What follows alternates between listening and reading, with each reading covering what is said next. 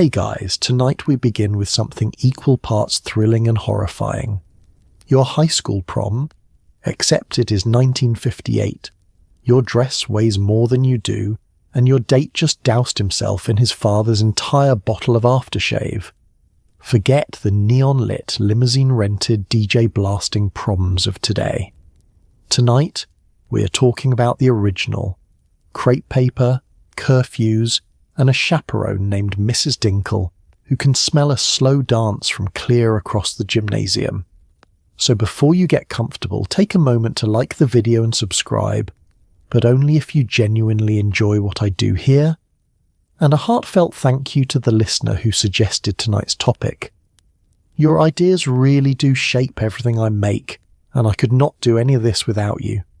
Let me know in the comments where you're tuning in from and what time it is for you. Somehow it is always 2 a.m. somewhere. Now dim the lights, switch on a fan for that soft background hum, get comfortable, and maybe practice your box step because you are going to need it. Let's pause for a second. Have you ever wondered what prom was actually like back then? Was the punch really spiked, or was that just a rumour started by somebody's older brother? Did people honestly leave room for the Holy Ghost while dancing? How did anyone survive a whole evening strapped into a girdle made of industrial rubber? Could you afford a corsage on a paper route salary? And would you last one night under the hawk-eyed gaze of 3 teachers, a gym coach, and the entire Parent-Teacher Association? And now, congratulations. You have just woken up on the morning of your prom. The year is 1958. Your hair is pinned into curlers the size of soup cans. Your mother is already crying, and the most important night of your teenage life is roughly 12 hours away. Good luck.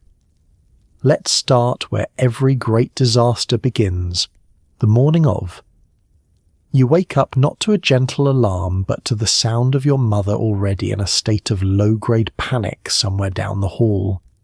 Your head feels strange, and that is because you slept in a full set of curlers, pinned so tightly that you now wear a permanent expression of mild surprise.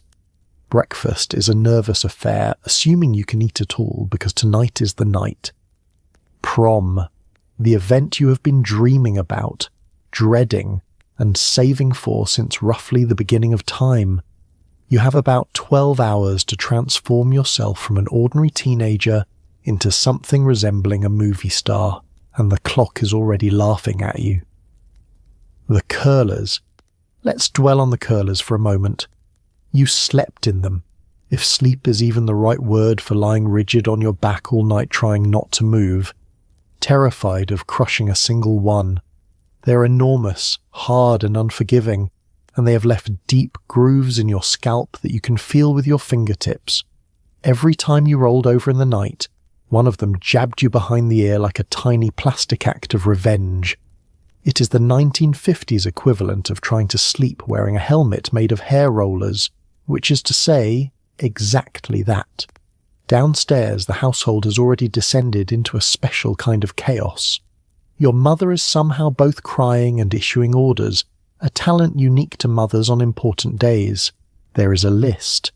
There is always a list, and it is long, and it is written in her handwriting, which grows more frantic toward the bottom.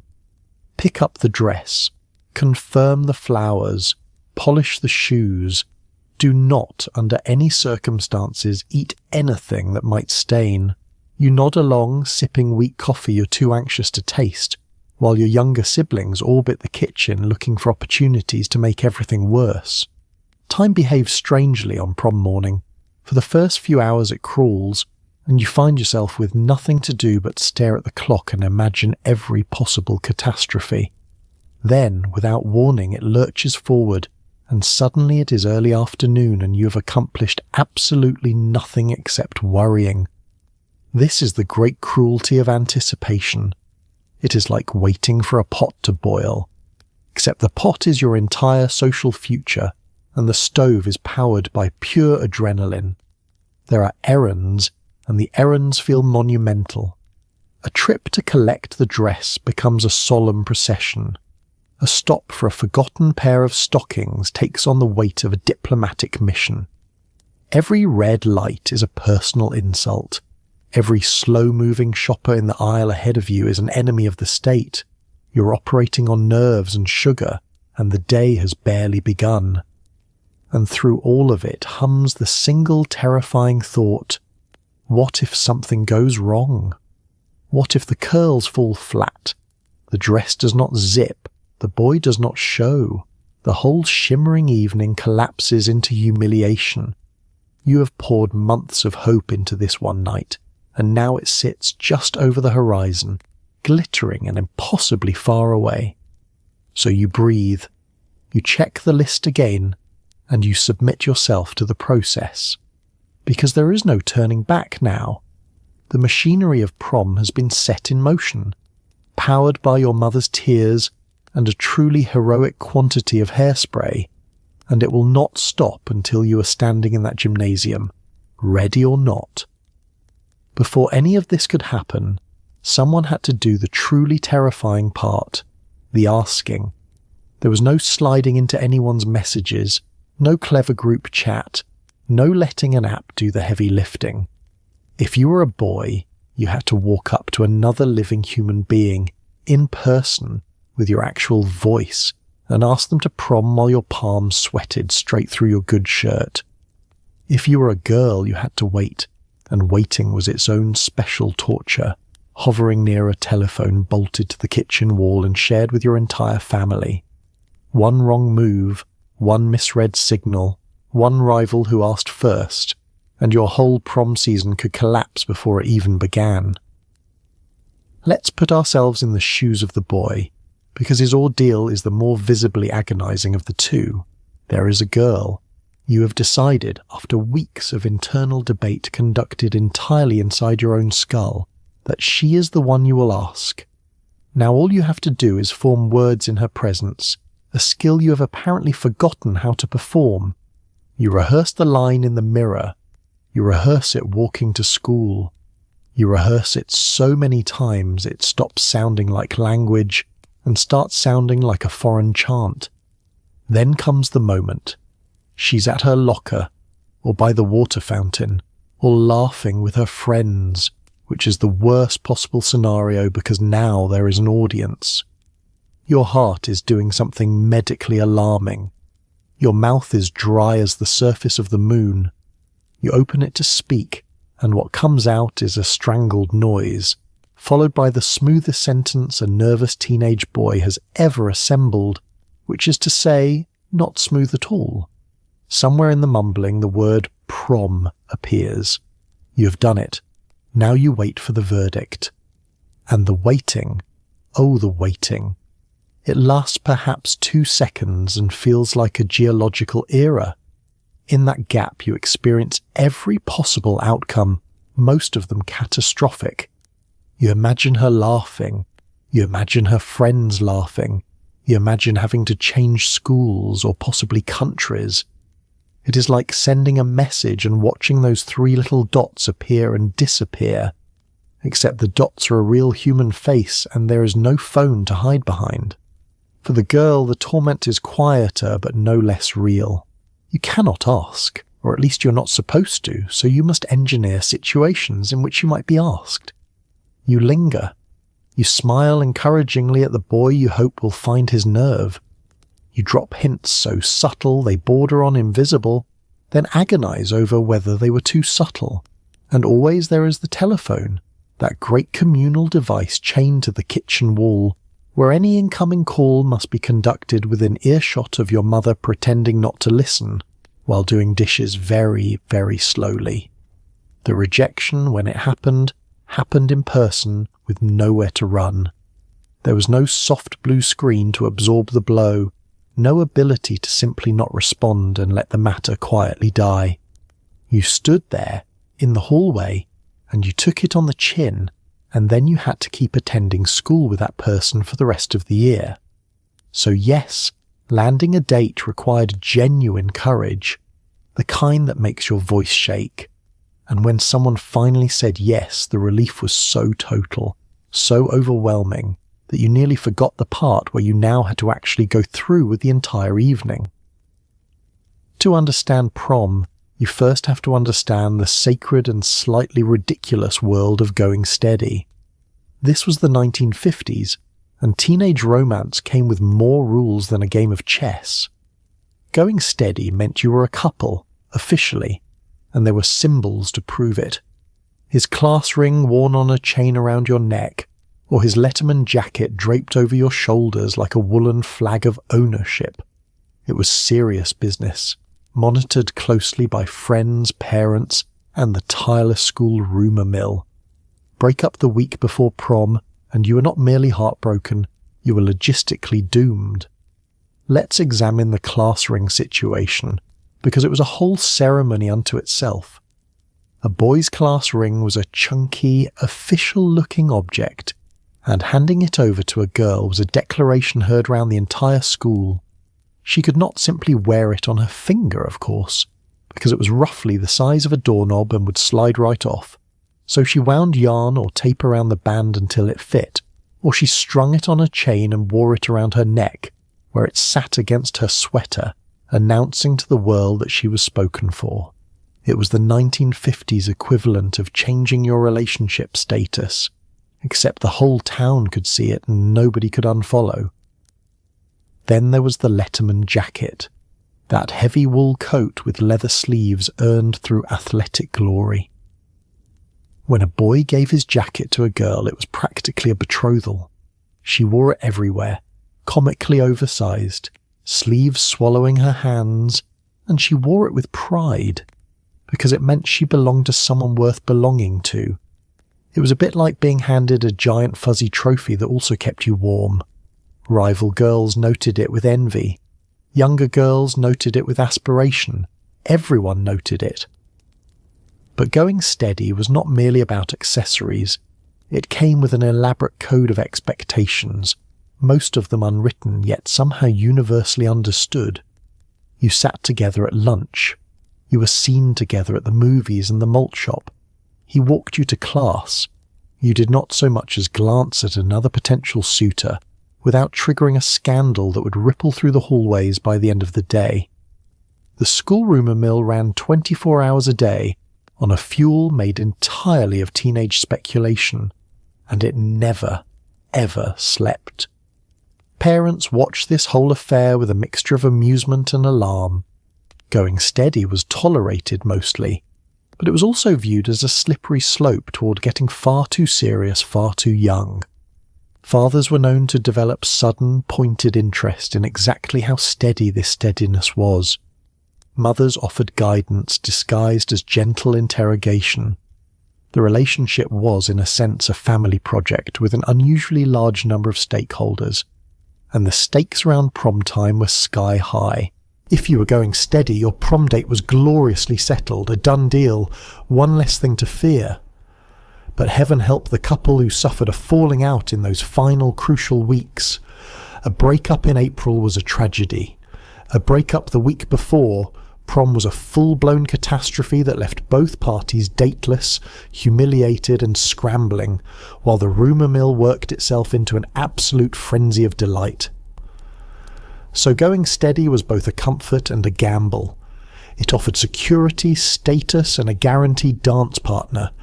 It also meant your entire romantic life was conducted under the watchful eyes of everyone you knew, wrapped in wool and strung on a chain for all the world to judge.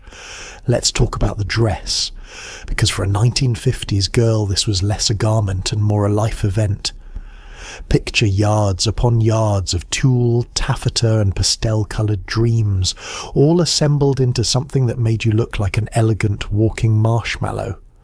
The silhouette was everything, a waist cinched to impossible proportions, followed by an explosion of skirt so wide you could barely fit through a doorway. Some dresses were bought after months of saving, others were sewn at home by a mother hunched over a sewing machine at midnight, muttering things no child should overhear. Either way, by the time you zipped it up, you were committed, both financially and structurally. The colours of the era were soft and dreamy, all pale pinks, powder blues, mint greens and buttery yellows, the shades of a well-stocked candy shop.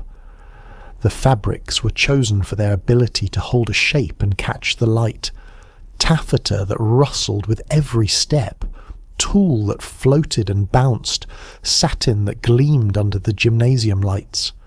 When you moved, you announced yourself with a symphony of soft swishing, like a very glamorous curtain being drawn across a stage.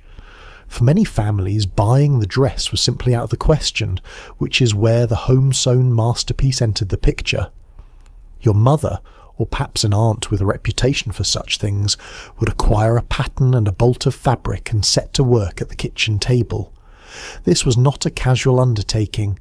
It involved pins held in mouths, measurements taken and retaken, and long evenings of a sewing machine whirring late into the night. There were fittings, during which you stood perfectly still on a chair while being circled and prodded and told to stop slouching. There were setbacks, and during those setbacks you learned several new words. The fit was the whole point, and the fit was brutal. The bodice hugged tight, the waist pulled into a circumference that seemed to defy human anatomy, and the whole structure depended on you not eating very much and not breathing very deeply. Trying it on for the first time was a moment of truth. Would it zip? The zipper, that small metal judge of your evening, ran up the back, and getting it closed often required a second person, some determined tugging, and a shared moment of triumph when it finally reached the top. Once you were in it, you were in it. Sitting became a delicate negotiation. You could not simply flop into a chair like a normal person. You had to lower yourself with the care of someone parking a very wide vehicle, arranging the skirt around you in great billowing waves. Doorways became obstacles requiring strategy. Car doors became genuine adversaries, a battle we will return to in painful detail later. The dress did not simply clothe you. It governed you. And yet, despite all of it, despite the cost, the cinching, the sewing machine tantrums, and the near-total loss of mobility, there was that one moment. You stood in front of the mirror, fully assembled, and you saw not a marshmallow but a vision. Something out of a magazine. Something out of a movie. The transformation was real, and for that instant it was worth every saved-up dollar and every muttered curse over the sewing machine. So you took one last look, squared your shoulders as much as the bodice would allow, and prepared to face the night. Just as soon as you figured out how to walk down the stairs in it, without toppling over like a felled tree. Now, that magnificent skirt did not achieve its glorious dome shape all on its own. Underneath was a feat of engineering that would impress a bridge builder. The petticoat, or if you were truly ambitious, several petticoats layered like a cake. These were stiff nets of crinoline, sometimes starched into submission, sometimes dipped in a sugar water solution to make them hold their shape, which, yes, occasionally attracted insects. Sitting down became a strategic operation. Getting into a car was a full wrestling match. And if you leaned the wrong way, the whole contraption could flip up and reveal everything you had spent the evening trying to hide. Let's appreciate the ambition of the layered petticoat, because more was always considered better. One petticoat gave you a nice fullness. 2 gave you a proper bell. 3 or more, and you achieved the coveted silhouette of a girl who appeared to be emerging from the centre of a large flower. The trade-off, naturally, was that you now occupied roughly the same square footage as a small automobile, and you had to plan your movements through the world accordingly. The stiffening process was where things got truly inventive. Crinoline could be starched until it held its shape like armour, but the real trick, passed down in whispers among the desperate and the fashionable, was the sugar water dip. You soaked the petticoat, let it dry, and behold, it stood on its own like a tent. The problem, and it was a considerable problem, was that a garment coated in dried sugar is deeply attractive to insects. So you achieved a spectacular skirt at the small risk of ants deciding your undergarments were a picnic. Fashion, as they say, demands sacrifice. Sitting down in this apparatus required forethought and a bit of physics. You could not simply sit. You had to guide the skirt and its scaffolding into position, compressing the whole crinkling mass beneath and around you while it fought back with a life of its own. Sit too casually and the petticoats would rebel, springing upward in front of your face like a stiff net curtain caught in a gust. There was a technique to it, a graceful lowering and arranging motion, and mastering it separated the poised young ladies from the ones wrestling their own clothing in the middle of the dance floor. The car, though, the car was the true battlefield, and we'll suffer through that ordeal in full later, but know this: fitting yourself, your dress, and your multiple petticoats into a 1950s automobile was less like getting into a vehicle, and more like stuffing an enormous cloud through a mail slot.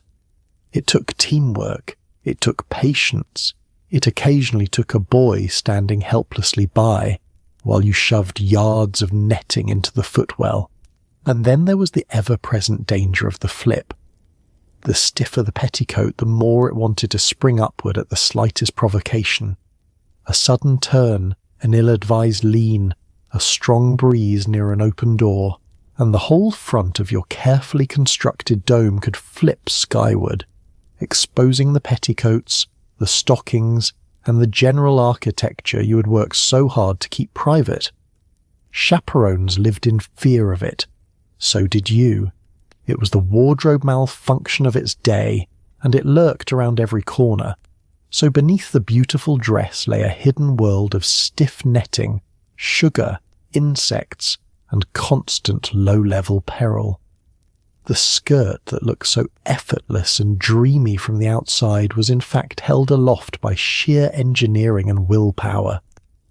You floated across the room like a dream, and only you knew that beneath the surface it was all strut, starch, and the quiet fear of an ant colony taking up residence. It's time for the beauty parlour, a place of magic, gossip, and industrial-strength chemicals. If your family could spare the money, you made a pilgrimage to sit in a vinyl chair while a woman named something like Dolores went to work on your head. Here you were subjected to the hairdryer of the era, an enormous dome that lowered over your skull like a spaceship and roasted you at temperatures usually reserved for baking bread. You emerged an hour later with a hairstyle so rigid it could deflect a baseball, locked in place by a cloud of hairspray thick enough to qualify as its own weather system. You were not allowed to touch it. You were barely allowed to breathe near it. The beauty parlour was a world unto itself, a warm, humid cavern that smelled of setting lotion, permanent wave solution, and roughly 40 years of accumulated gossip. The moment you walked in, you were enveloped in it, this heady chemical fog that stung your eyes a little and announced that serious beauty work was underway. Rows of women sat in various stages of transformation, some under dryers, some in curlers, all of them talking, because the beauty parlour was as much a social institution as a cosmetic one. Dolores, or whatever her name was, greeted you like a general receiving a new recruit.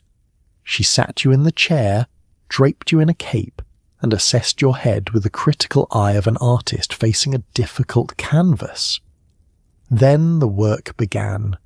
There was washing, there was setting, there was the careful winding of your hair around rollers, each one secured with a pin driven in with just enough force to remind you that beauty is not comfortable. You sat through all of it, trying to make conversation while your scalp slowly registered a series of small complaints. Then came the dryer, and the dryer deserves its own paragraph of respect and dread. It was an enormous hooded contraption that descended over your entire head, sealing you inside a roaring bubble of hot air. The temperature climbed steadily from pleasant to concerning, to genuinely reminiscent of an oven. You sat there for what felt like an hour, because it was an hour, flipping through a magazine you could barely concentrate on, cooking gently, sweating in places you did not know could sweat, while your hair set itself into permanence.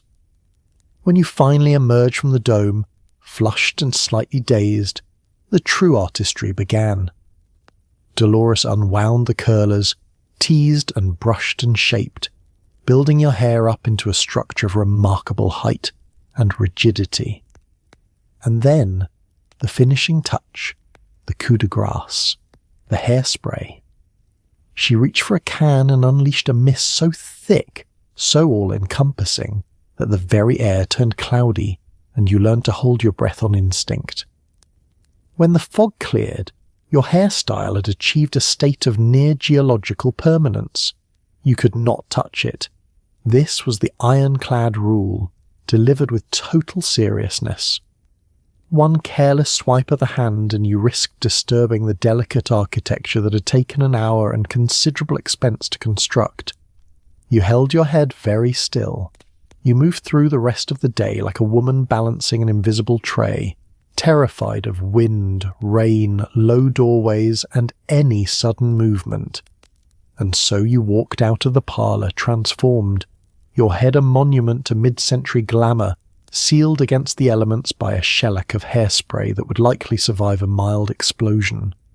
It was uncomfortable, it was expensive, and it smelled faintly of chemicals for the rest of the evening. But it looked magnificent. And looking magnificent as you were rapidly learning was the entire point of the exercise. With the hair conquered, it was time to address the face, and 1950s beauty standards had opinions. The look was polished, precise, and just a touch dramatic. Powdered skin, carefully drawn brows, and lips painted a red so bold it practically had its own personality. Makeup was applied with the seriousness of a painter approaching a canvas, because a lady was supposed to look effortless while secretly spending a truly enormous amount of effort. Too little, and you looked plain. Too much, and you invited whispers from the chaperones and the local gossips. It was a tightrope walk performed in front of a bathroom mirror with your mother offering unsolicited commentary from the doorway. Let's start with the foundation, because the era prized a flawless, matte, porcelain complexion. You applied a base, then set it with powder, building toward a finish so smooth and even that your face appeared to have been lightly dusted with sugar. The goal was to erase every imperfection, every freckle, every sign that you were a living human with pores. It was a lot like plastering a wall. If the wall were your face, and the stakes were your entire social standing. Then came the eyebrows, which in the 1950s were serious, defined, and full of character. You shaped them, darkened them, and gave them a confident arch that conveyed poise and just a hint of drama. A well-drawn brow could frame the whole face. A poorly drawn one could give you a permanent expression of surprise or skepticism that you would then wear for the entire evening. There was no room for error, and yet the tools were essentially a pencil and a prayer. The eyes received careful attention but stayed relatively restrained. A soft sweep of shadow, perhaps a delicate line, and mascara applied in the days before it came in a convenient tube with a handy wand. Applying it was an exercise in patience and steady hands, and one sneeze at the wrong moment could undo minutes of concentrated effort and leave you looking like you had been crying, which, given the stress of the day, you might well have been. But the true centerpiece, the crown jewel of the 1950s face, was the lipstick, and not just any lipstick, but red, a bold, confident, unmissable red that arrived at the party a full 3 seconds before you did. You lined the lips, filled them in, blotted with a tissue, and reapplied, building a colour so saturated it seemed to glow. It was the punctuation mark at the end of the whole elaborate sentence of your face, and it did not whisper. It declared. The great paradox of it all was the demand for effortlessness. You were expected to look naturally radiant, as though you had simply woken up glamorous, while the reality involved a good hour of concentrated labour, a dressing table cluttered with tools, and a level of precision usually reserved for defusing bombs. A lady never let on how much work it took. She simply appeared, luminous and composed, and let everyone assume she'd been born that way. And presiding over the entire operation, of course, was your mother, stationed in the doorway offering a running commentary you had not requested.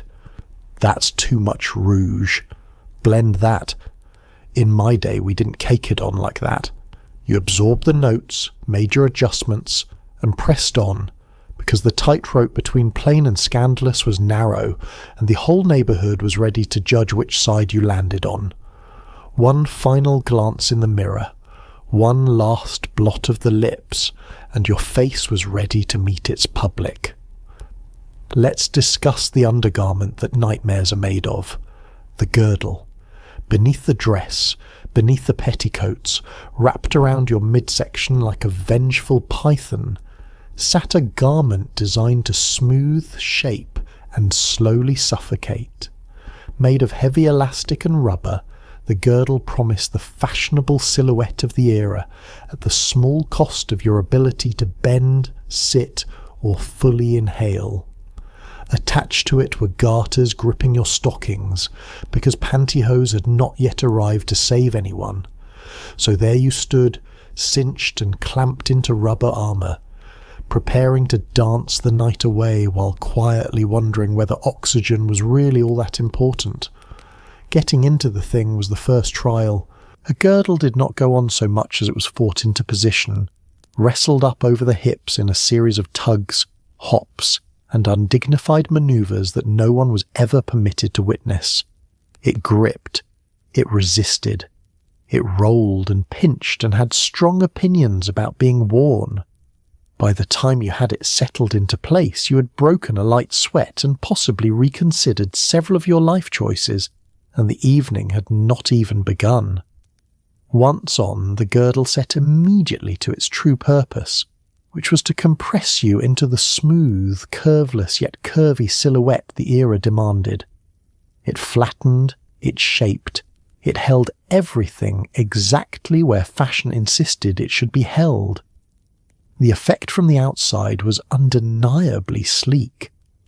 The effect from the inside was that of being gently but firmly embraced by an industrial rubber band that had no intention of letting go and did not much care how you felt about it. Sitting down introduced fresh challenges. The girdle didn't bend willingly, so folding yourself into a chair became a careful negotiation between your body and the garment's rigid convictions. It dug in at the hips, it pushed back against your ribs. And breathing, that thing you had previously taken entirely for granted, became a shallow, ladylike operation. Small sips of air taken at the surface because anything deeper simply was not on offer. You learned to survive on considerably less oxygen than you'd previously believed necessary. Then there were the garters, those little clips dangling from the bottom of the girdle, whose job was to grip the tops of your stockings and hold them up. This was the age before pantyhose, so stockings were separate items requiring anchoring, and the garter was the anchor. When it worked, it held everything in place with quiet efficiency. When it failed dramatically, releasing its grip mid-stride so that a stocking began a slow, humiliating descent down your leg while you searched frantically for a private corner in which to reattach it. The whole rubber and elastic contraption grew warmer as the night wore on. A cosy little microclimate all its own, sealed against the air and heating up with every dance. By the middle of the evening you had made peace with a permanent state of mild constriction, the way one makes peace with any long-term hardship, through resignation and the occasional deep sigh, or rather the occasional shallow one, since deep was off the table, and yet you wore it, because the silhouette demanded it, and the era decreed it, and every other girl in that gymnasium was suffering identically beneath her own beautiful dress. It was a shared, unspoken misery, a secret sisterhood of the barely breathing. So you stood tall, smoothed your skirt, and marched into your evening clamped into rubber armour. comforted only by the knowledge that everyone around you was quietly, elegantly suffocating right alongside you. Now for the finishing touches, the small accessories that separated a well-dressed young lady from a chaotic one. Gloves were often expected, delicate little things that reached past the wrist or even the elbow, worn to signal grace and good breeding. You carried a tiny clutch purse containing exactly the essentials: a lipstick for touch-ups, a handkerchief, and perhaps a few coins for emergencies. Everything had to match. Everything had to be just so. And all of this had to be managed while you could barely feel your fingers through satin gloves, and your feet were already staging a quiet rebellion inside brand new shoes. The gloves were a statement, a soft-spoken little emblem of refinement.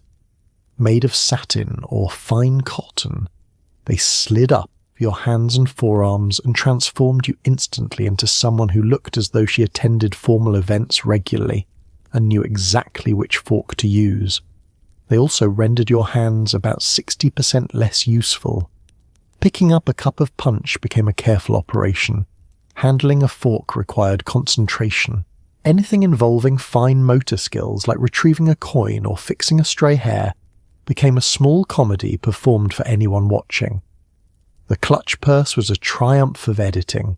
It was tiny, barely large enough to hold a thought, and so you had to choose its contents with the ruthless precision of someone packing for expedition.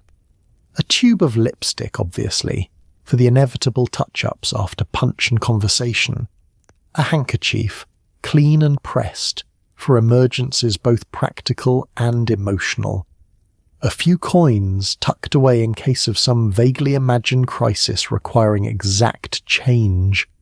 That was it. That was all the world would allow you to carry, and so that was all you brought. The shoes deserve a moment of sympathy, because the shoes were often brand new, and brand new shoes are a special form of self-inflicted suffering. Dyed to match the dress, with a modest heel that felt entirely reasonable at the shoe store, and entirely unreasonable by the second hour of the evening. They looked lovely and felt like a slow-motion betrayal. You had perhaps worn them around the house once or twice to break them in, which accomplished nothing, and now they were preparing to introduce you to blisters in places you did not know could blister. The great commandment of the accessories was that everything had to match. The shoes matched the dress, the gloves complemented the shoes, the clutch coordinated with all of it. A lady presented as a single, harmonious composition, every element in agreement, nothing clashing, nothing out of place. Achieving this required planning, coordination, and often a fair amount of dye, as white shoes and bags were tinted to match a specific pastel shade in a process that was equal parts art and gamble. And so you stood, fully assembled at last, a vision of coordinated pastel perfection, from your rigid hairstyle down to your matching, faintly tortuous shoes. You were graceful. You were refined. You looked as though managing all of this were the most natural thing in the world. The reality, known only to you, was that you could barely feel your gloved fingers. Your feet had begun composing a formal letter of complaint. Your clutch held roughly 3 items, and you were still, let us not forget, encased in the rubber armor from the previous chapter. But none of that showed. You smiled, adjusted a glove, and prepared to glide into the evening, the very picture of effortless elegance, held together by coordination, willpower, and a truly heroic ability to ignore your own feet. Meanwhile, across town the boys were facing their own sartorial trial. While the girls dealt with layers upon layers, a young man's mission was simpler, but no less nerve-wracking. Acquire a suit that fit, or rent one that mostly did. The white dinner jacket was the height of prom fashion, paired with a bow tie and trousers with a crease sharp enough to cause injury. If you were renting, you prayed the shop had your size and had not already handed the good jacket to some other boy with better timing, And then you spent the entire evening terrified of spilling punch on a garment that technically did not belong to you. The white dinner jacket was the object of desire, the peak of teenage male sophistication, the garment that promised to transform an ordinary boy into something resembling a suave leading man. Paired with dark trousers, a crisp shirt and a bow tie, it was the uniform of the evening, and every boy wanted to wear it well. The trouble was that looking suave in a white dinner jacket requires the jacket to fit, and fitting, as many a boy discovered, was far from guaranteed. For most families, buying formal wear for a single night was an extravagance that made no sense, and so the rental shop entered the story. This was a place of racks and mirrors, and a tailor with a tape measure and a weary expression, having outfitted 100 nervous teenagers already that season. You went in, you got measured, and you placed your faith in the shop's inventory, hoping against hope that when your turn came, a jacket in your size would still be hanging there, and not already draped over the shoulders of some luckier, earlier arriving classmate. The fit was always an adventure. Rental jackets had lived many lives and been worn by many bodies, and they carried the vague memory of all of them. Sometimes the shoulders sat wrong, sometimes the sleeves reached for the floor, sometimes the trousers required a belt cinched to its very last hole, or a hasty fold and pin operation to stay in the vicinity of your waist. You stood before the mirror assessing the damage and concluding that it was, well, close enough, which was the official standard of the rented tuxedo. The bow tie was its own small battle. In an era before the convenient clip-on had fully conquered the land, tying an actual bow tie required either genuine skill, a patient father, or a great deal of trial and error in front of a mirror while the clock ticked. Get it right, and you looked debonair. Get it wrong, and you spent the evening with a slightly drunken-looking knot at your throat, which somewhat undercut the leading man effect you were going for, and the trousers, oh, the crease. Formal trousers came pressed with a crease down the front so sharp and so precise it seemed almost weaponized, and maintaining that crease became a background anxiety for the entire night. You sat carefully. You avoided anything that might wrinkle. You treated your own legs like fragile cargo, all in service of keeping that heroic line intact from arrival to the last dance. But the true defining terror of the rented tuxedo was the fear of ruining it. This was not your jacket. This was the shop's jacket, borrowed for one night against a deposit and a promise to return it unharmed, and every hazard of the evening became a threat to that promise. The bright red punch, the greasy diner food afterward, the girl's lipstick during a slow dance. Any one of them could leave a mark that would cost you dearly and haunt you for weeks. So you moved through your glamorous evening in a state of low, constant vigilance, dressed like a movie star and worrying like an accountant, guarding a white jacket that belonged to someone else with the fierce devotion of a man protecting the crown jewels. A boy's hair required its own campaign, and that campaign was fought with grease. The pompadour, that towering wave of hair swept up and back, did not happen by accident. It happened through the liberal application of pomade, a substance with the consistency of car wax and the staying power of concrete. You combed, you sculpted, you checked the mirror from 17 different angles, and you tucked a comb in your back pocket for emergency touch-ups throughout the night. The goal was to look like a movie idol. The risk was looking like you had emptied an entire tin of grease onto your head, which in fairness you had. Let's begin with the pomade itself, because it deserves both respect and suspicion. It came in a little tin, this thick, waxy, faintly scented substance, and a small amount went a very long way, though almost no boy ever believed that. You scooped out a fingerful, warmed it between your palms, and worked it through your hair until every strand was coated and cooperative. It smelled strongly of something meant to evoke sophistication, and mostly evoking a barbershop. It transferred to pillowcases, collars, and the hands of anyone unwise enough to touch your head. The sculpting was the true art. You did not simply comb the pomade in and walk away. You built. You swept the sides back toward the centre in the style known as the ducktail, so named because the back met in a neat little line resembling, well, a duck's rear end. You lifted the front up and back into the great cresting wave that gave the pompadour its name and its drama. It was architecture performed on your own skull, and it required patience, a steady hand, and a truly heroic quantity of product. The mirror sessions were extensive.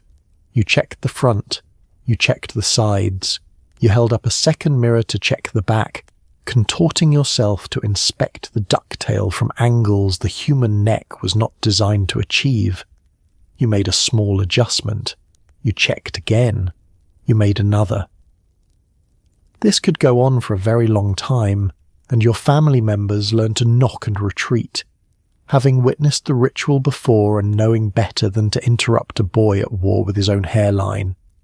The comb in the back pocket was standard equipment, the mark of a boy who took his hair seriously. Throughout the evening you would produce it, unprompted, and run it through the sides in a smooth, practiced motion, restoring order to any strand that dared to rebel. It was part grooming tool, part accessory, part nervous habit. A boy without a comb was a boy who had not thought this through. The whole enterprise was, of course, an attempt to look like the idols of the day, those effortlessly cool figures with their perfect waves of hair and their air of easy rebellion. You wanted that. You wanted to walk into the gymnasium looking like you had been carved from teenage confidence itself, and when the pompadour worked, when the light caught it just right and the wave held its shape, you did look pretty magnificent, and you knew it. But there was always the risk of overcommitment. Too much pomade and the whole thing turned from sculpted to sodden, a helmet of grease that shone under the lights with an intensity that suggested a small oil spill. Get too close to a warm room, or dance a little too energetically, and the whole structure could begin a slow, glistening slide. So you monitored it. You touched it up. You guarded your pompadour with the vigilance of a man protecting a monument, because you had invested an entire tin of grease and a solid half-hour into that head, and you were not about to let it collapse before the first slow dance.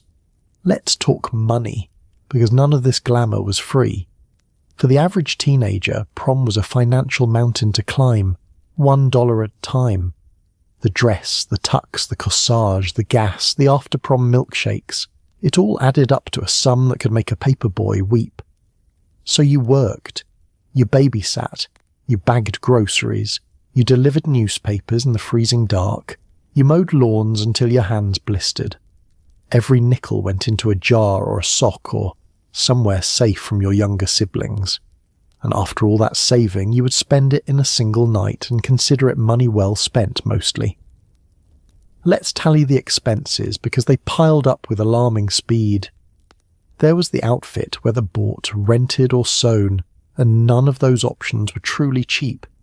There was the corsage, the small arrangement of flowers that somehow cost far more than a small arrangement of flowers ought to. There was gasoline for the borrowed car, tickets to the dance itself, and the near-obligatory trip to the diner afterward, where milkshakes and burgers for two added a final flourish to the bill. Each item seemed modest on its own. Together they formed a mountain. For a teenager without a steady income, the only path up that mountain was labour, and so you laboured. The paper route was a classic, a punishing dawn ritual of pedalling through cold, quiet streets, flinging newspapers toward porches with varying accuracy, your breath fogging in the early air while the rest of the world slept warmly. It paid in coins and small bills, slowly, over weeks and months, and every one of those coins was earmarked for the great glittering event on the horizon. Babysitting was another avenue, an evening spent minding someone else's restless children, in exchange for a modest handful of change and whatever snacks the family left out. Bagging groceries at the local market offered slightly steadier pay and the chance to stand on your feet for hours perfecting the art of not crushing the bread. And then there was lawn mowing, that sweaty summer standby, pushing a mower back and forth across the neighbourhood until your palms toughened into something resembling leather. The saving itself was a discipline, and it required defences. You did not simply keep your earnings loose in a drawer, because a house full of younger siblings was a house full of small, curious, financially unscrupulous individuals. So you hid it. A jar tucked at the back of a closet, a sock stuffed into the toe of a shoe, an envelope taped somewhere only you knew. You counted it periodically in secret, watching the total climb toward the magic number with the quiet satisfaction of a miser. There was something almost noble about it, this slow accumulation of small money toward a single shining goal. It taught you the value of $1 in the most direct way possible, because every dollar in that jar represented a specific quantity of freezing mornings, or howling toddlers, or blistered palms. You knew exactly what your prom cost because you had earned it in increments you could still feel in your aching back. And then, in one glorious evening, you spent it. Months of pre-dawn paper routes and lawn mowing and babysitting converted into a corsage, a tank of gas, and a couple of milkshakes, gone in a single night that would be over before you knew it. It should have felt foolish, spending so much so fast on something so fleeting. And yet, standing in that gymnasium in your hard-earned finery, watching your date smile under the crepe paper stars, you would decide it had all been worth it. Mostly. It's time for one of prom's most delicate traditions, the corsage. The boy was expected to present his date with a small arrangement of flowers, a gesture of romance that came absolutely loaded with pressure. Choose the wrong flowers, the wrong colour, or the wrong style, and you had failed before the evening even began. Then came the truly perilous part, pinning it on. A wrist corsage was the safe option, but a pinned corsage required a young man to attach a flower to the front of a young lady's dress, in front of her parents, without fainting, fumbling, or accidentally stabbing anyone. Many a boy has aged a full decade in those 30 seconds. The trouble began at the florist, days before the event, when you were forced to make decisions you were in no way qualified to make. What flowers did she like? You had no idea. What colour was her dress? You had been told once in passing, and had immediately forgotten, and now you stood before a bewildering array of blooms attempting to reconstruct the information from memory and panic. Roses seemed safe. Carnations were affordable. Orchids seemed impressive but risky. You made a choice and hoped, because hoping was really all you had. The colour coordination was a genuine minefield. The corsage was supposed to complement the dress, which meant you needed to know the dress, which meant you had needed to pay attention during a conversation weeks earlier when your entire mind had been occupied with the terror of the ask. Get it right, and you looked thoughtful and attentive. Get it wrong, pair a bright clashing bloom with a delicate pastel gown, and you announced to the world and to her mother that you had not been listening.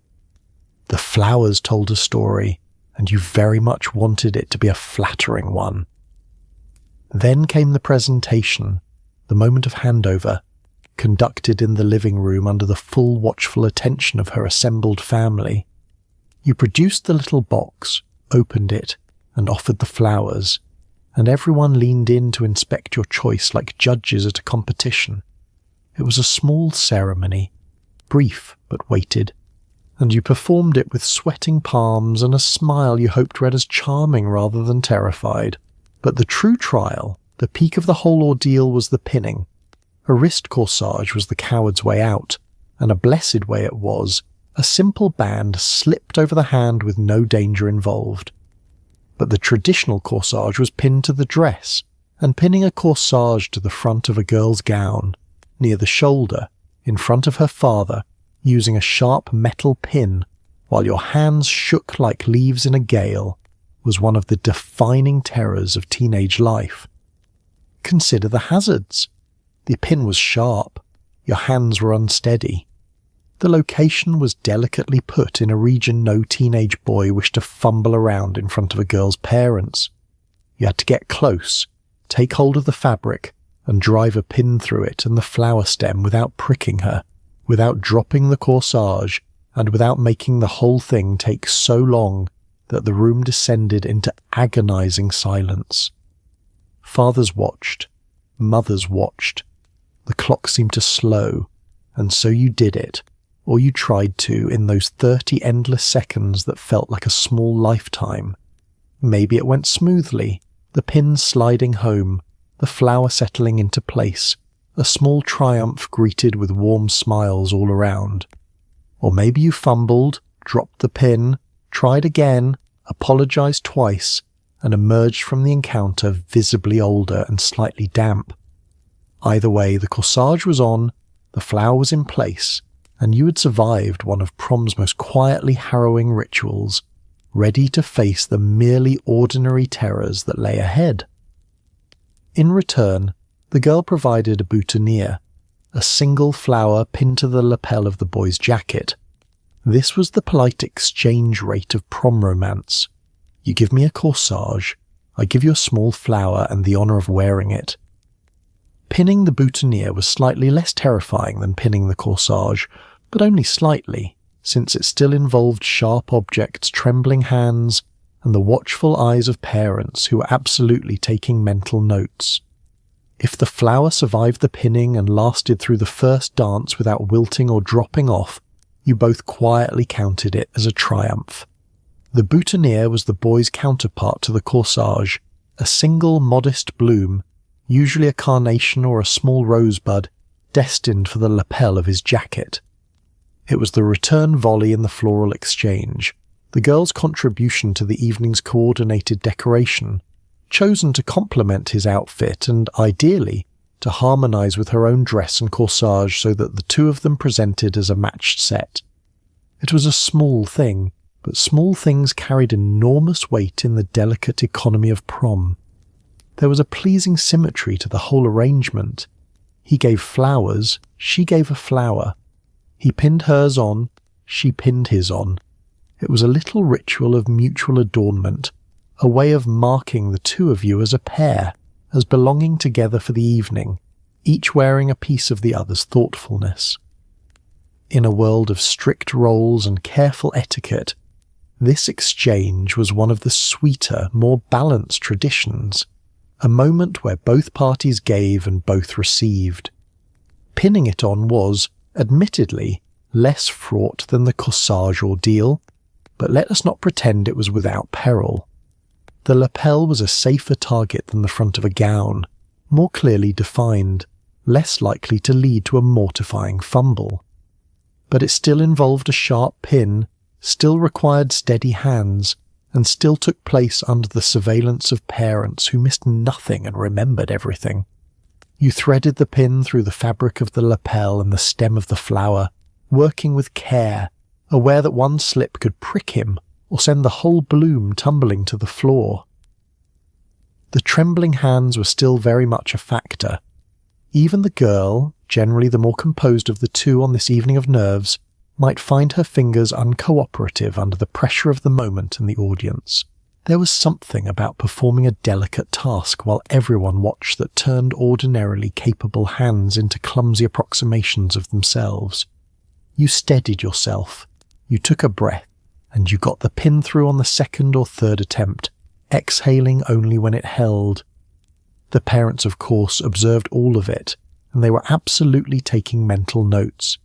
Every gesture, every courtesy, every fumble and recovery was filed away for later discussion. Did he stand politely while she pinned it? Did she handle herself gracefully? Was the flower well chosen? The pinning of the boutonniere was, like so much of the evening, a small performance stage for an audience of grown-ups forming quiet opinions about the whole affair. And then there was the endurance test, because a boutonniere had to survive. A carnation or rosebud pinned to a lapel led a hard life, jostled through car rides, crushed against dance partners, subjected to the heat of a crowded gymnasium. If it made it through the first dance still intact, still upright, still recognisably a flower, and not a sad wilted smear, you both quietly counted it as a victory. It was a small thing to celebrate, a single surviving bloom, but on a night built entirely out of small things, it was a triumph worth savouring. No prom night was complete without transportation, and for most boys that meant one thing: begging to borrow the family car. This was the 1950s, the golden age of the automobile, when a car with tail fins and chrome was a rolling statement of everything good in the world. Convincing your father to hand over the keys to his pride and joy required negotiation, promises, and possibly a signed blood oath to return it without a single scratch.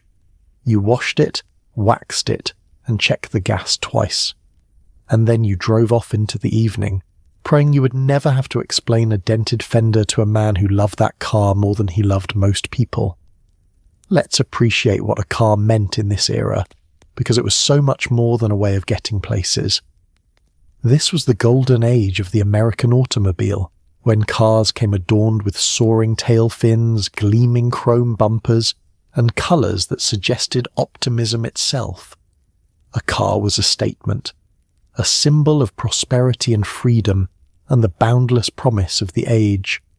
And your father's car, whatever it was to him a treasured possession, tended and polished and regarded with a devotion he rarely showed to living creatures, which is precisely why asking to borrow it was such a delicate diplomatic operation.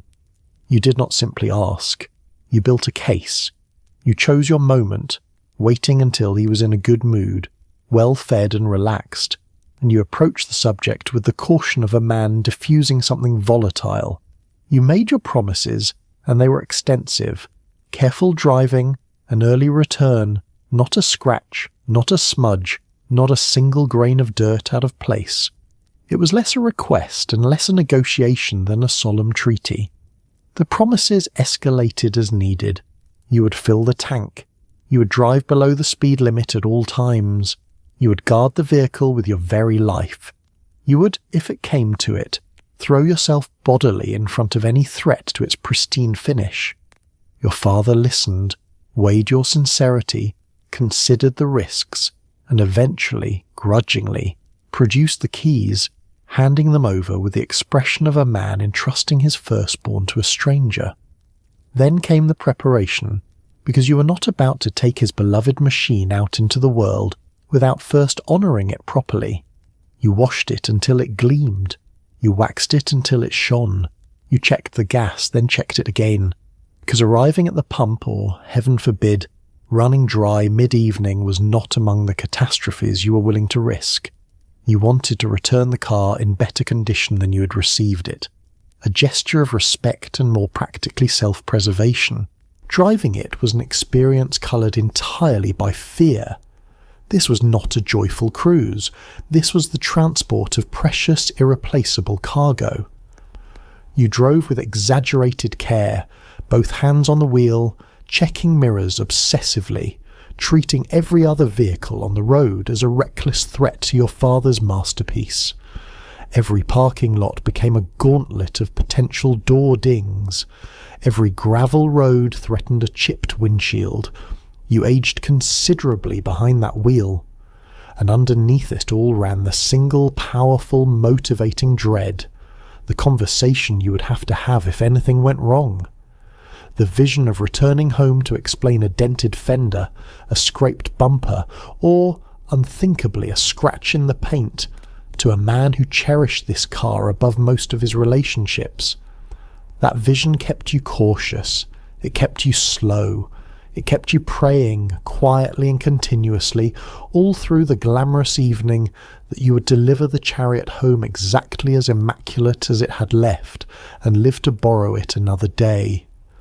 Now comes the true test of courage, arriving at your date's house to collect her.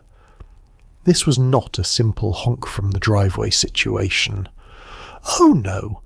You had to walk up to the front door, ring the bell, and step directly into the lion's den, otherwise known as the living room, where her father sat waiting like a judge preparing to deliver a sentence. There would be small talk, stiff and painful. There would be pointed questions about your intentions, your grades, and precisely what time you planned to have her home. And through all of it you had to smile, be polite, and pretend your heart was not trying to escape through your throat. Let us first dispense with any notion that you could take the easy route. You could not pull up to the curb and honk the horn, summoning your date like a taxi. That was unthinkable, a breach of etiquette so severe it would mark you forever as a boy of poor breeding and worse manners. No, the ritual demanded that you park the car, walk up the path, and present yourself at the front door in person, hat metaphorically in hand, ready to be inspected. Ringing the bell was the point of no return. You stood on the porch, corset box clutched in one sweating hand, and pressed the button, and then you waited in that awful suspended moment before the door opened.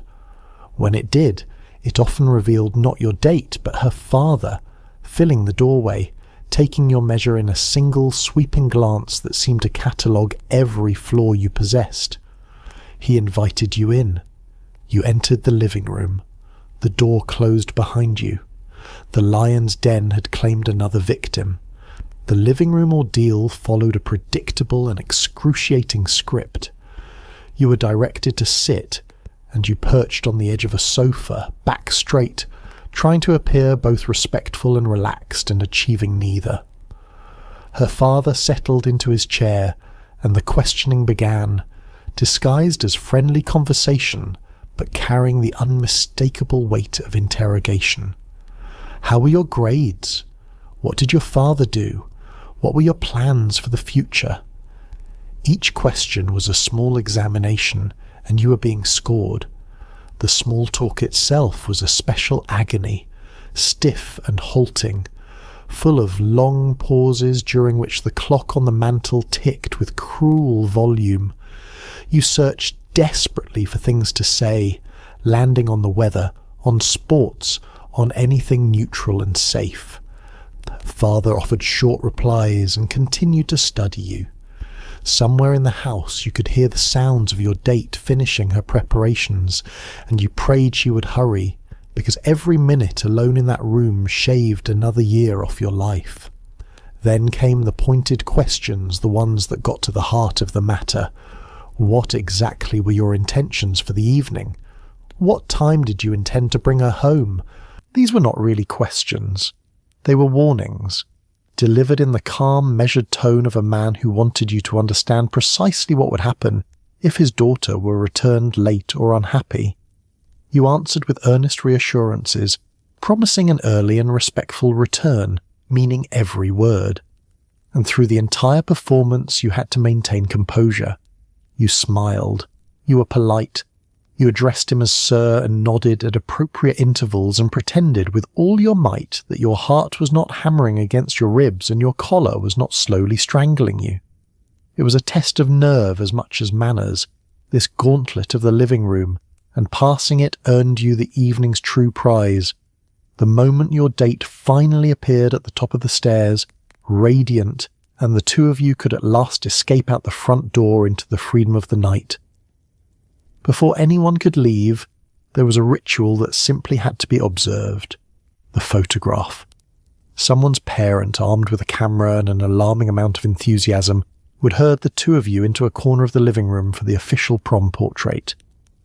You stood stiffly side by side, the boy usually looking as though he'd been starched along with his shirt, the girl arranged just so, both of you instructed to smile in a way that felt entirely unnatural. Flashbulbs popped, blinding you temporarily. Poses were adjusted and readjusted. And the whole time you were told to stand up straight, stop fidgeting, and for heaven's sake look happy. This is supposed to be the best night of your life. The moment you thought you had survived the living room and could make your escape, the camera appeared, and with it, the parent operating it, radiating an enthusiasm entirely out of proportion to the occasion. This was a documented event, and documentation required cooperation. You were not going anywhere until the official prom portrait had been captured for posterity, whether you liked it or not, and your feelings on the matter were not consulted. You were herded into position, usually a corner of the living room deemed to have adequate lighting, and a suitable backdrop, perhaps in front of the fireplace or beside a tasteful houseplant. There you were arranged side by side, and the arranging was surprisingly involved. Stand here. No. Closer. Turn slightly. He puts his hand there. She holds her flowers like so. You were posed like mannequins, positioned and repositioned by a director who took the work very seriously indeed. The boy in these photographs almost always achieved a particular quality of stiffness, as though he had been starched right along with his shirt collar, trapped in a rented jacket, freshly interrogated by the father, and now instructed to appear at ease. He tended to stand rigid and unblinking, wearing a smile that suggested mild discomfort rather than joy. The girl, better rehearsed in the art of being photographed, usually managed something closer to grace, though even she had her limits. The command to smile was where things fell apart, because being told to smile is one of the surest ways to make a genuine smile impossible. You bared your teeth, you held the expression, and the longer you held it, the more artificial it became, until your face ached and your smile curdled into a strange fixed grimace that would be preserved forever in the family album as evidence of the happiest night of your youth. Then the flashbulb fired, and the flashbulb was no gentle thing. It erupted in a burst of light so bright and sudden that it left you blinking away glowing spots for the next several seconds, your vision swimming, your carefully held smile dissolving into a squint. And of course a single photograph was never enough. There were retakes. That one was blurry. That one had your eyes closed. Stand up straight. Stop fidgeting. Let's do one more and one more after that. The photographer offered a steady stream of direction throughout. Most of it some variation on the same themes. Stand up straight. Stop fidgeting. Look happy. This is supposed to be the best night of your life, delivered in a tone that made the best night sound suspiciously like an obligation.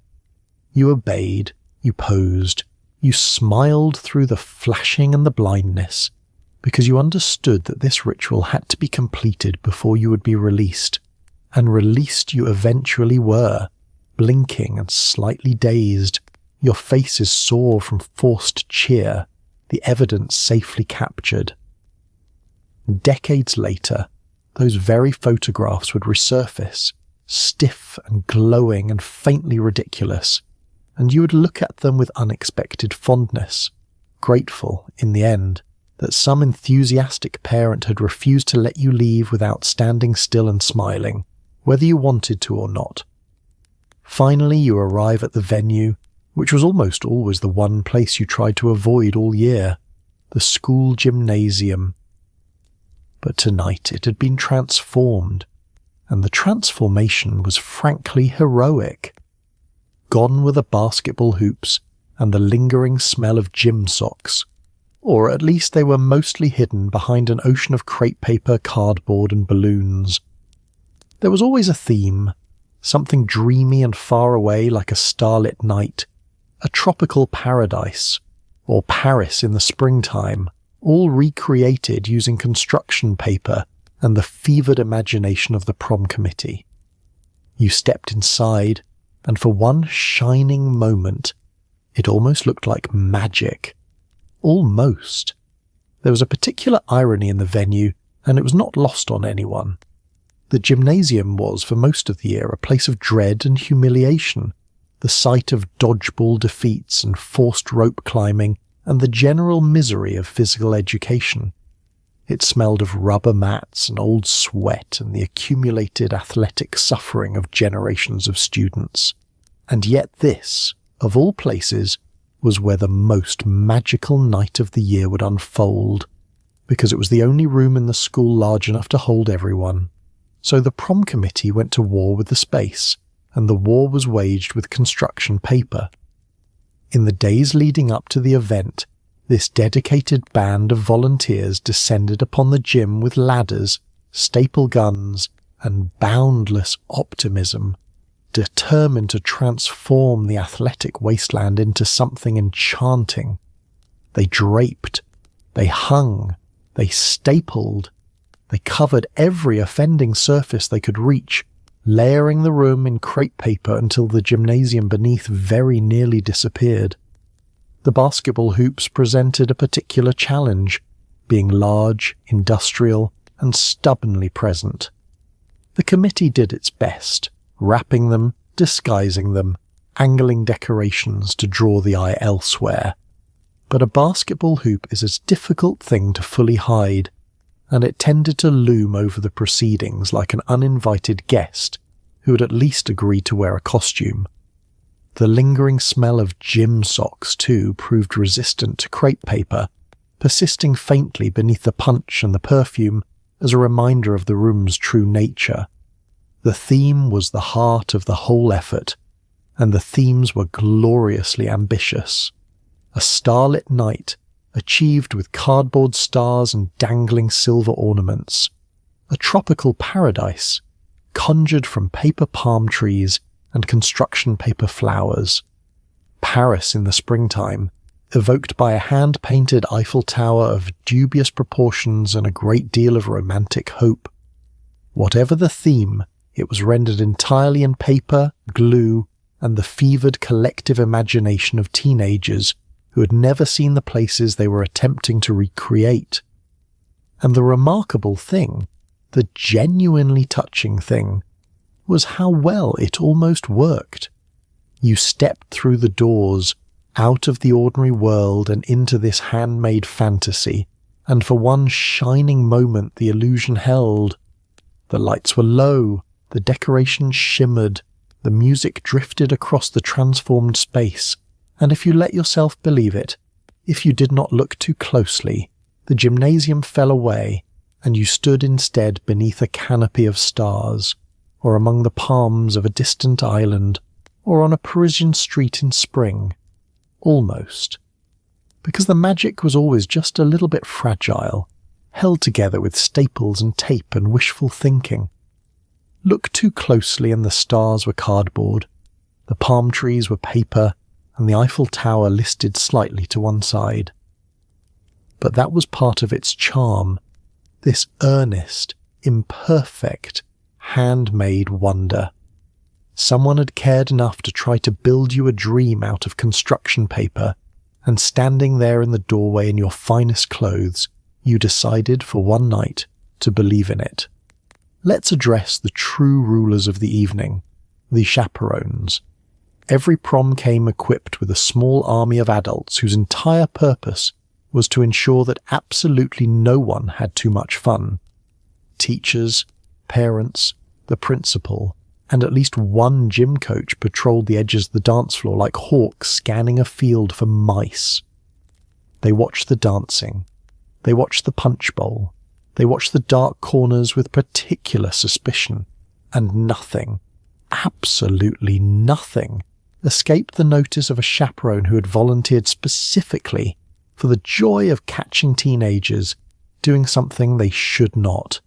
The chaperones were a diverse and formidable coalition, drawn from every corner of adult authority available to the school.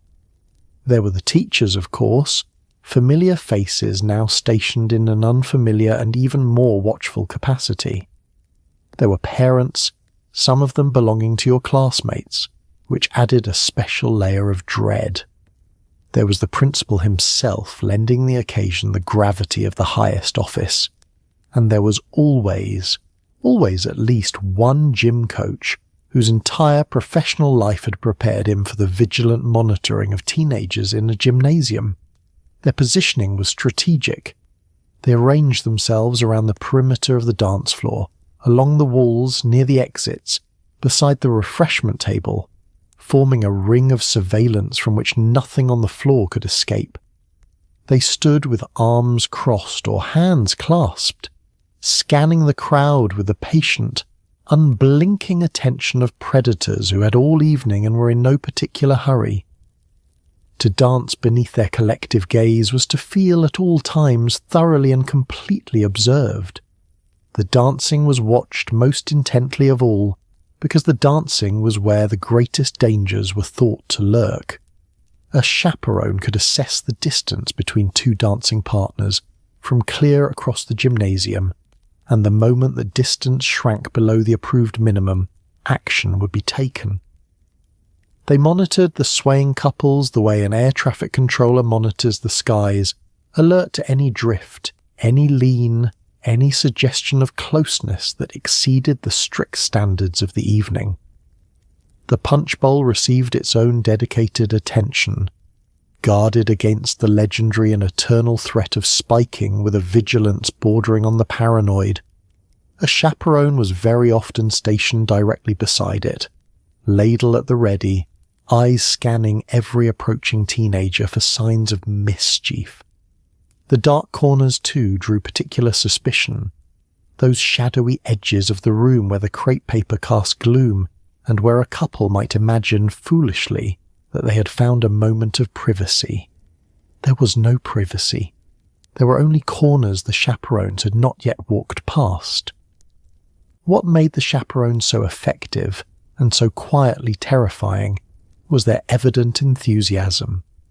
Many of them had volunteered. They had chosen this. They were not reluctant draftees grudgingly serving their time. They were dedicated professionals who took genuine satisfaction in the maintenance of order and the thwarting of teenage schemes. A chaperone who had signed up specifically for the pleasure of catching young people misbehaving was a chaperone operating at the very peak of her powers, and so the entire evening unfolded beneath their watchful eyes, a glittering party conducted under conditions of near total surveillance. You danced knowing you were watched. You drank punch knowing you were watched. You retreated to a corner knowing, or soon learning, that you were watched there too. The chaperones missed nothing, forgave little, and roamed the edges of your magical night like the stern guardians they were, ensuring that fun remained firmly within its approved and clearly defined limits. With the adults watching, you had to mind your manners, because 1950s prom arrived with an entire code of conduct. A gentleman fetched the punch. A gentleman offered his arm. A gentleman did not, under any circumstances, dance too close, or behave in a way that might get his date talked about.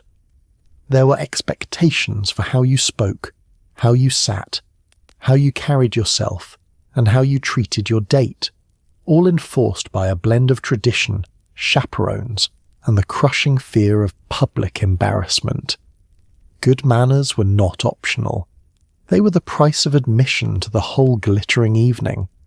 The code of conduct was extensive, largely unwritten, and known to everyone regardless, absorbed over years from parents and films and the general expectations of polite society.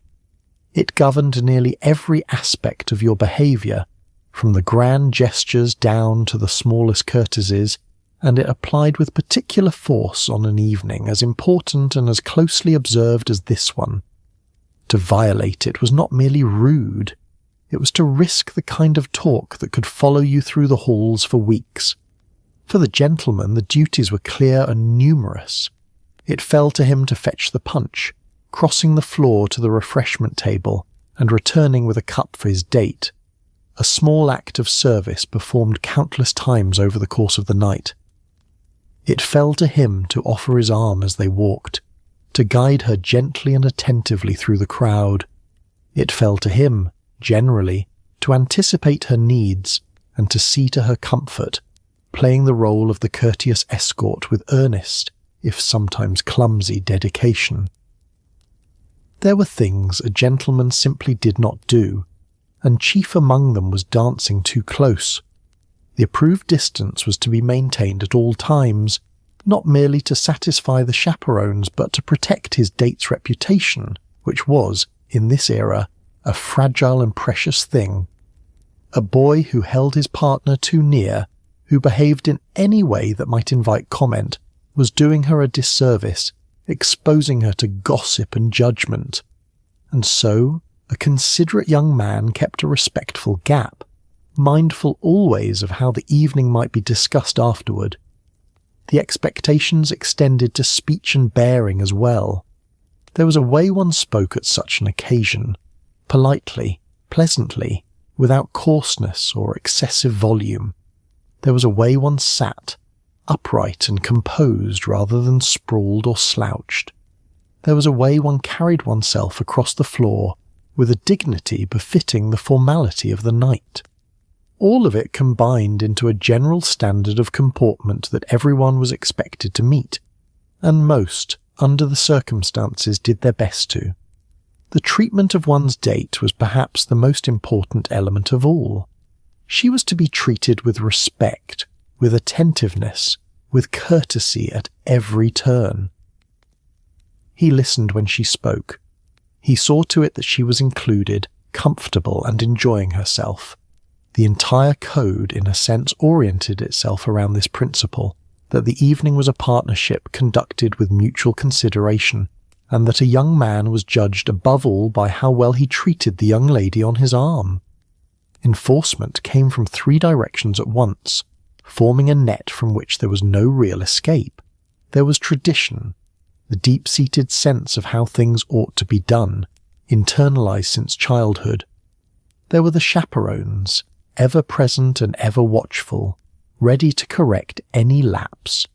And there was the fear, that most powerful enforcer of all, the crushing dread of public embarrassment, of being the one who got it wrong, who committed the faux pas that everyone would remember. Between the 3 of them, good manners were guaranteed. They were, as much as the ticket in your pocket, the true price of admission to the whole glittering, closely watched, impeccably polite affair. Now for the heartbeat of the night, the music. In the earlier part of the decade, prom meant a live band playing the smooth, swaying sounds of big band and slow romantic standards, the kind of music your parents heartily approved of. But something was changing in the air. Rock and roll was creeping in, loud and rebellious and thrilling, and the adults did not care for it one bit. You might get a whole evening of gentle crooning, or, if you were lucky, the band might slip in something with a beat that made the chaperones frown and the teenagers come alive.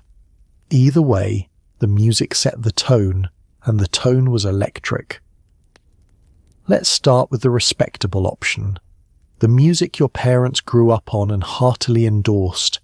In the earlier years of the decade, prom music meant a live band, real musicians with real instruments arranged at one end of the gymnasium, playing the smooth, gentle standards of the big band era. There were slow numbers built for swaying, romantic ballads sung by a crooner with a warm voice and a nice suit, the kind of music that encouraged closeness of a strictly approved and chaperone-monitored variety. This was music the adults understood, and their approval was total. It was elegant. It was decent. It reminded them pleasantly of their own youth, and it posed no threat to the moral order of the evening. Couples swayed to it at respectful distance. The chaperones tapped their feet contentedly, and everyone agreed that this was exactly the sort of wholesome entertainment a prom ought to provide. It was safe, and safety, in the eyes of the grown-ups, was very much the goal. But something was stirring in the culture, something loud and restless and impossible to ignore. Rock and roll had arrived, and it was everything the standards were not. It was fast. It was rebellious. It had a driving beat that made you want to move in ways that had nothing whatsoever to do with respectful swaying. The teenagers loved it with a passion that alarmed their elders, and the tension between the old music and the new played out on prom floors across the country. The adults, needless to say, did not care for it.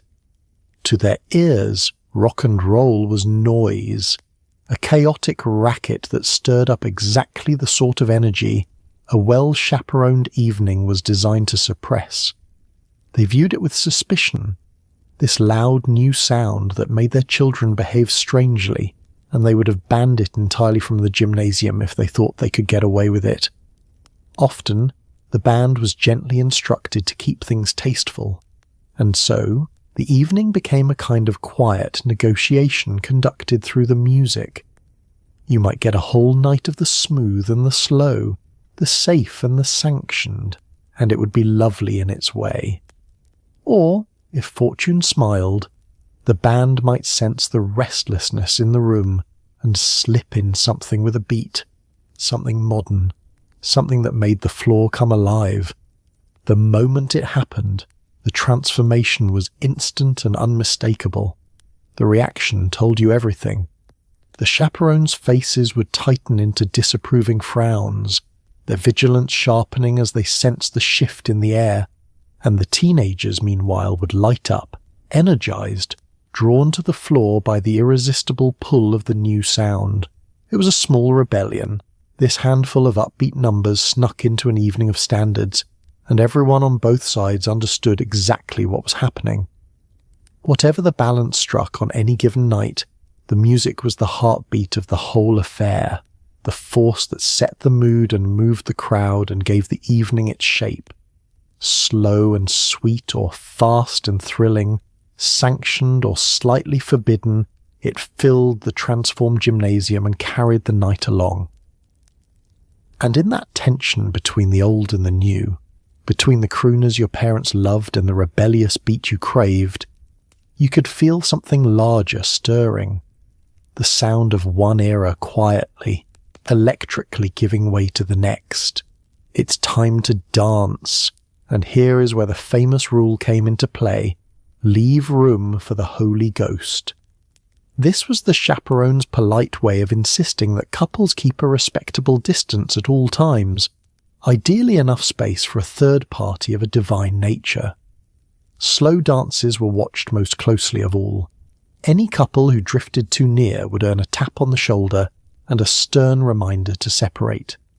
So you swayed at arm's length, gazing into each other's eyes across a carefully maintained gap, doing your very best to be romantic while a teacher somewhere counted the inches between you.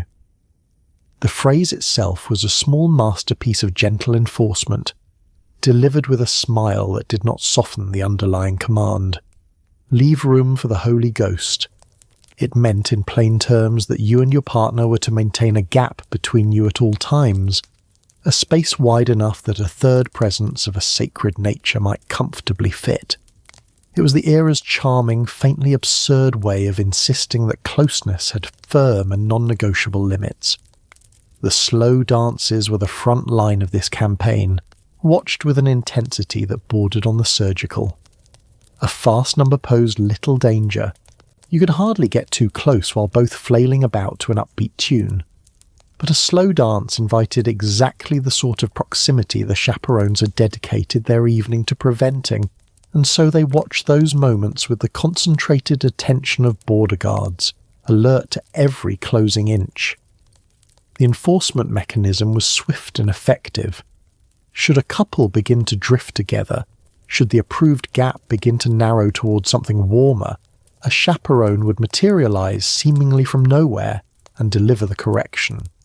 A tap on the shoulder, a meaningful look, a quiet, firm reminder to separate, to restore the proper distance, to remember, please, the Holy Ghost and its need for room. And the couple would dutifully drift apart, chastened, resuming the sanctioned gap. So you learned to dance within the rules, and dancing within the rules was its own peculiar art. You held your partner at arm's length, your hands positioned correctly and conservatively, your bodies separated by a respectful expanse of gymnasium air. You swayed together but apart, moving in a kind of coordinated parallel, close enough to feel that you were dancing together, far enough to satisfy the watchful eyes ringing the floor. And within that carefully maintained gap, you did your absolute best to be romantic, which was no small challenge given the circumstances. You gazed into each other's eyes across the divide. You spoke softly, sharing whatever tender words the moment allowed. You tried, with all your teenage sincerity, to make the dance feel intimate and special and meaningful, all while knowing that somewhere at the edge of the floor, a teacher was quite literally assessing the inches between you. There was something almost comic about it, this earnest striving for romance conducted under conditions of active surveillance and enforced distance. You were young and full of feeling, swaying with someone you very much liked, beneath dimmed lights and cardboard stars, and you wanted nothing more than to hold them close, and you could not because the rules would not permit it, and so you channeled all that longing into a look, a whispered word, a hand held just so across the regulation gap. And yet, for all its restrictions, the dancing worked its magic anyway. There was a tenderness to it, a sweetness in the restraint, a heightened significance to every small permitted gesture precisely because so much was forbidden. Swaying at arm's length beneath the crepe paper, gazing across the divine gap into the eyes of your date, you found that romance survived even the closest chaperoning. It simply learned to live in the space of a held glance and a whispered word, which, when you were young and hopeful and dressed in your very best, turned out to be more than enough. Let's gather at the social heart of every prom, the refreshment table ruled by the mighty punch bowl. The punch itself was a sweet, fruity, brightly coloured concoction, usually harmless, always sticky. But the punch bowl carried a legend that trailed it through every prom in America. The rumour of the spiking. Somewhere, someone always claimed that a daring boy had snuck something stronger into the bowl while the chaperones were not looking. Whether it was true or simply a tale passed down from class to class, the chaperones guarded that bowl like it held the crown jewels, ladling out cup after cup while scanning the room for troublemakers. The refreshment table was the natural gathering place, the spot where you drifted between dances to catch your breath, cool down, and conduct the important social business of the evening. And presiding over it all was the punch bowl, a great vessel of brightly coloured liquid that served as both refreshment and centrepiece. It was where you went to see and be seen, to rest your aching feet, and to load up on sugar for the dancing still to come. The punch itself was a marvel of mid-century refreshment, a sweet and fruity concoction in a colour rarely found in nature, some vivid shade of red or orange or improbable green. It was usually a mix of fruit juices and ginger ale, occasionally floating with a ring of sherbet or a raft of fruit slices, and it was reliably, aggressively sweet.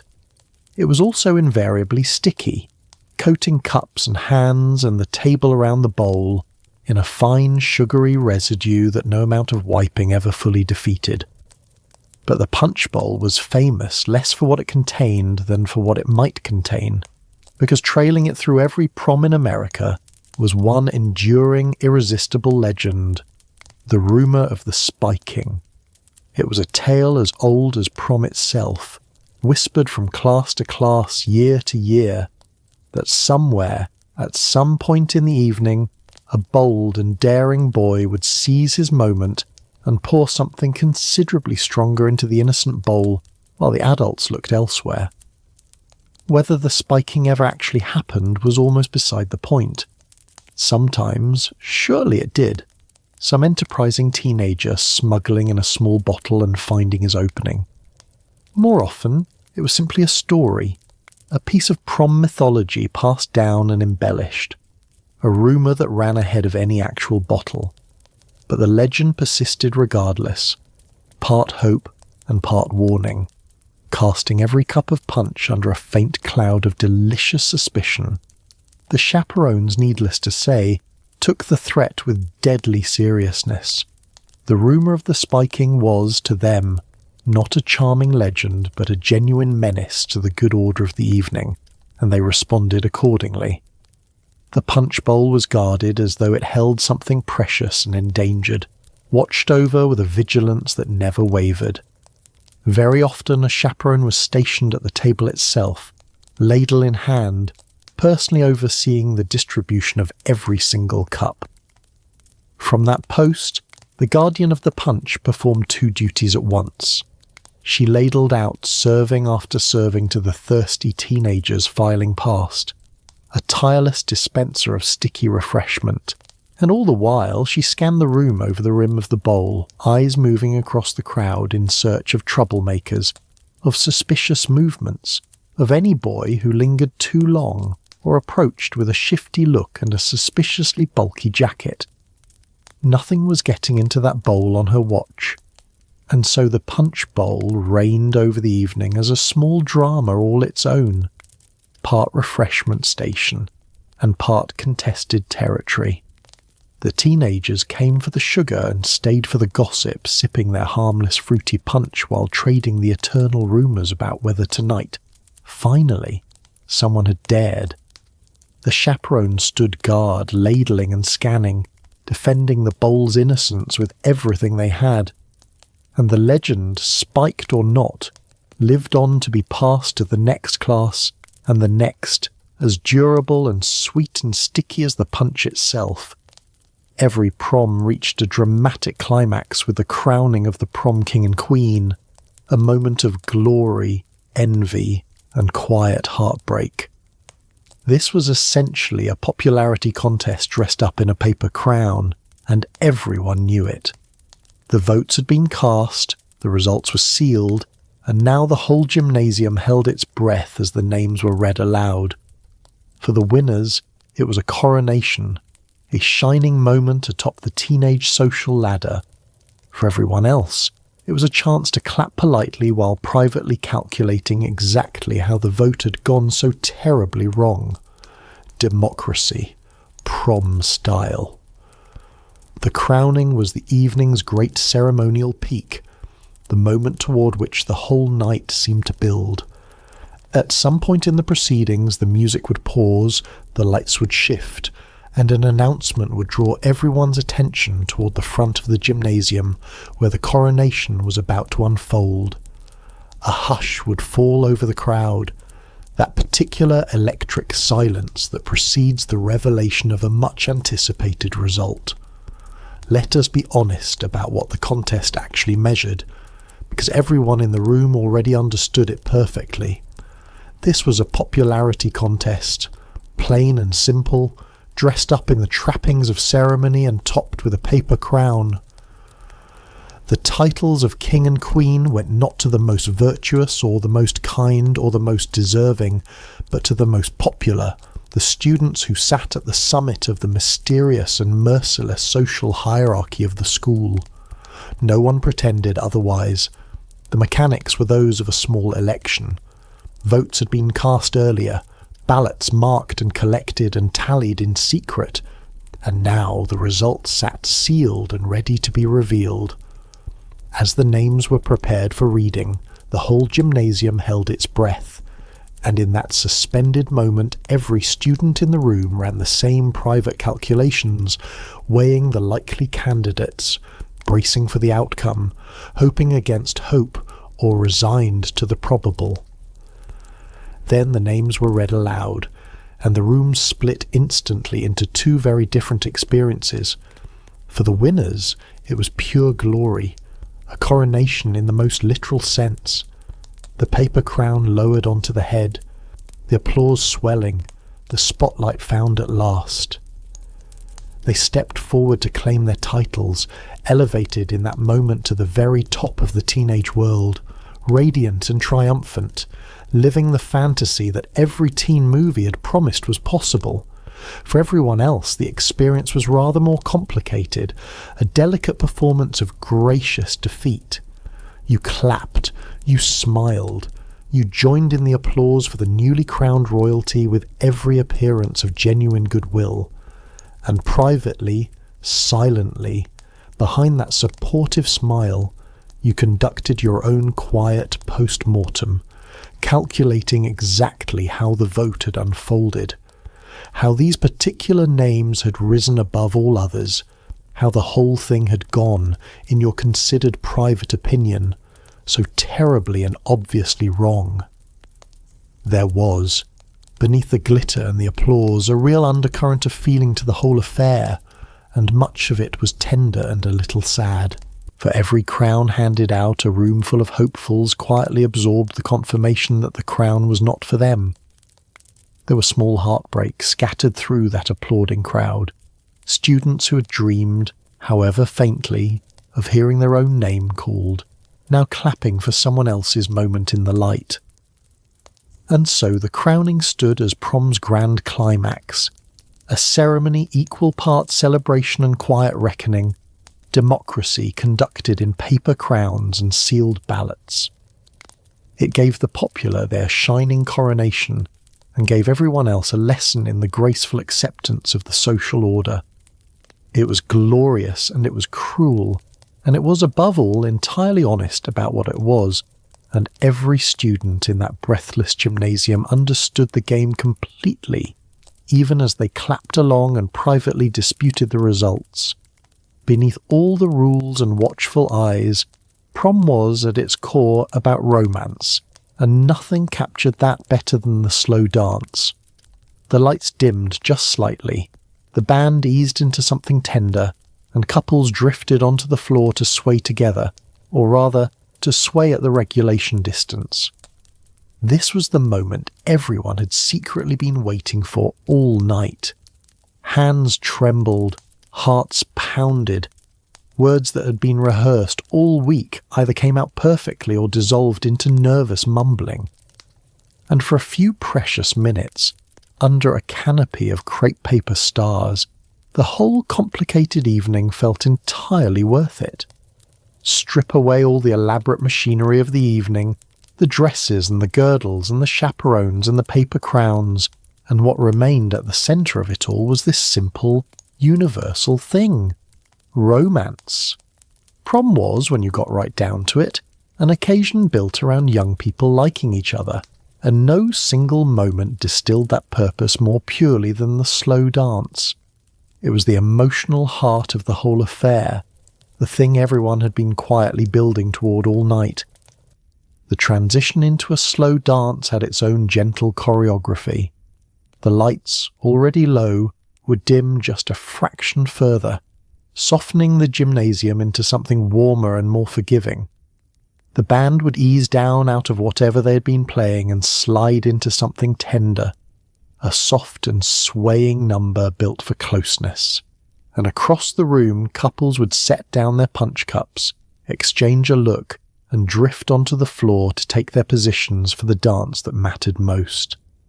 They swayed together, or rather, in keeping with the ironclad law of the evening, they swayed at the carefully maintained regulation distance, close enough to hold each other, and far enough to satisfy the ever-watchful chaperones. But even within that enforced gap, the slow dance carried a charge unlike anything else in the night. This was the moment everyone had secretly been waiting for, the reason, if they were honest, that half of them had come at all. The physical symptoms were unmistakable and universal. Hands trembled as they found their proper positions, one at the shoulder, one clasped, all of them betraying the nervousness underneath. Hearts pounded so hard you were half convinced your partner could hear them over the music. There was a heightened awareness to everything, the warmth of a hand, the nearness of a face, the sheer, overwhelming significance of the moment, all of it magnified by youth and hope and the dreamlike atmosphere of the transformed room. And then there were the words, the things you had wanted to say, rehearsed all week in the privacy of your own head, polished and prepared for exactly this moment. Sometimes they came out beautifully, the perfect sentence delivered at the perfect time, a small triumph of romantic courage. And sometimes they dissolved entirely, collapsing into nervous mumbling, half-finished thoughts and awkward pauses, the carefully rehearsed lines scattering the instant they were needed. Either way, the attempt itself was tender. For those few precious minutes swaying beneath the canopy of crepe paper stars, the whole complicated, exhausting, expensive, tightly regulated evening finally justified itself. All the saving and the curlers and the interrogations and the surveillance, all of it fell away, and what was left was two young people moving together to a soft song under handmade stars, feeling something real and enormous and entirely their own. And that, in the end, was the whole point.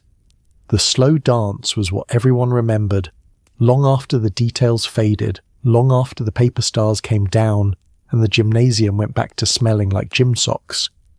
It was the emotional core that all the elaborate ritual had been built to protect and frame, a few fragile minutes of genuine romance beneath the decorations, and it was, for so many, entirely and completely worth every bit of the trouble it had taken to get there. Prom night ran on a strict set of gender roles, an invisible script everyone was expected to follow without question. The boy planned, paid, drove, and led. The girl waited to be asked, prepared for hours, and followed. He opened doors and pulled out chairs. She looked lovely and let him take the lead on the dance floor. These roles were rarely questioned, because this was simply how things were done, handed down from parents and reinforced by every movie, magazine, and advice column of the era. It was a carefully choreographed dance that began long before anyone ever reached the gymnasium. The entire evening operated according to a script no one had written down, but everyone had memorized. A strict division of labor and expectation assigned by gender, and followed almost without exception. The boy occupied one set of roles, the girl another, and the two fit together like the halves of a well-rehearsed performance. It shaped everything, from the first tentative steps of the ask all the way through to the final goodnight, and it was simply the water everyone swam in. The boy's portion of the script was defined by action and initiative. He was the one who planned, deciding the shape of the evening and arranging its parts. He was the one who paid, shouldering the considerable expense we have already agonized over. He was the one who drove, guiding the borrowed chariot through the night. And he was the one who led, taking the initiative at every turn, setting the course and steering the two of them through the evening's many stations. His was the active role, and much rested on his nervous shoulders. The girl's portion, by contrast, was defined largely by response and preparation. She waited to be asked, denied by custom the ability to take that first step herself, however much she might have wished to. She prepared, pouring hours into the transformation we have documented in exhausting detail, the dress and the hair and the face and the rest. And once the evening began, she followed, allowing the boy to lead, receiving his courtesies, playing the counterpart to his initiative in the great coordinated dance of the night. The specific courtesies were many and precise. He opened doors, moving ahead to hold them so she might pass through. He pulled out chairs, seeing her comfortably seated before taking his own place. He led on the dance floor, guiding their movements while she matched and followed.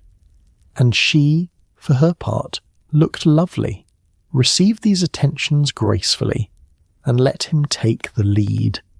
The two of them performing a routine so familiar it required almost no thought at all. What is most striking looking back is how thoroughly these roles went unquestioned. They were not debated or negotiated or resented, at least not openly. They were simply how things were done, accepted as the natural order of a prom evening. To behave otherwise would have seemed strange, even to the young people themselves. So completely had the script been absorbed into their understanding of how the world worked, and absorbed it had been, from every direction at once. Parents handed it down, modelling and instructing and expecting.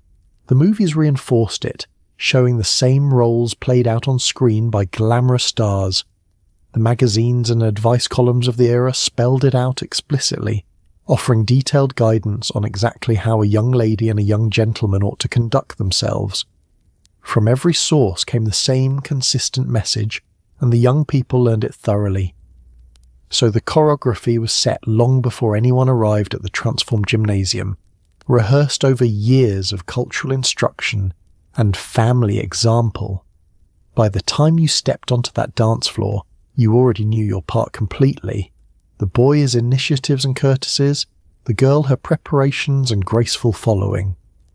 It was a carefully coordinated performance, this business of prom, and its steps had been taught to both partners since long before either of them was old enough to dance. Not everyone was welcome under the crepe paper stars, and this part of the story deserves to be told plainly. In much of 1950s America, especially across the segregated South, black students were often barred from attending prom alongside their white classmates, or excluded from school dances altogether.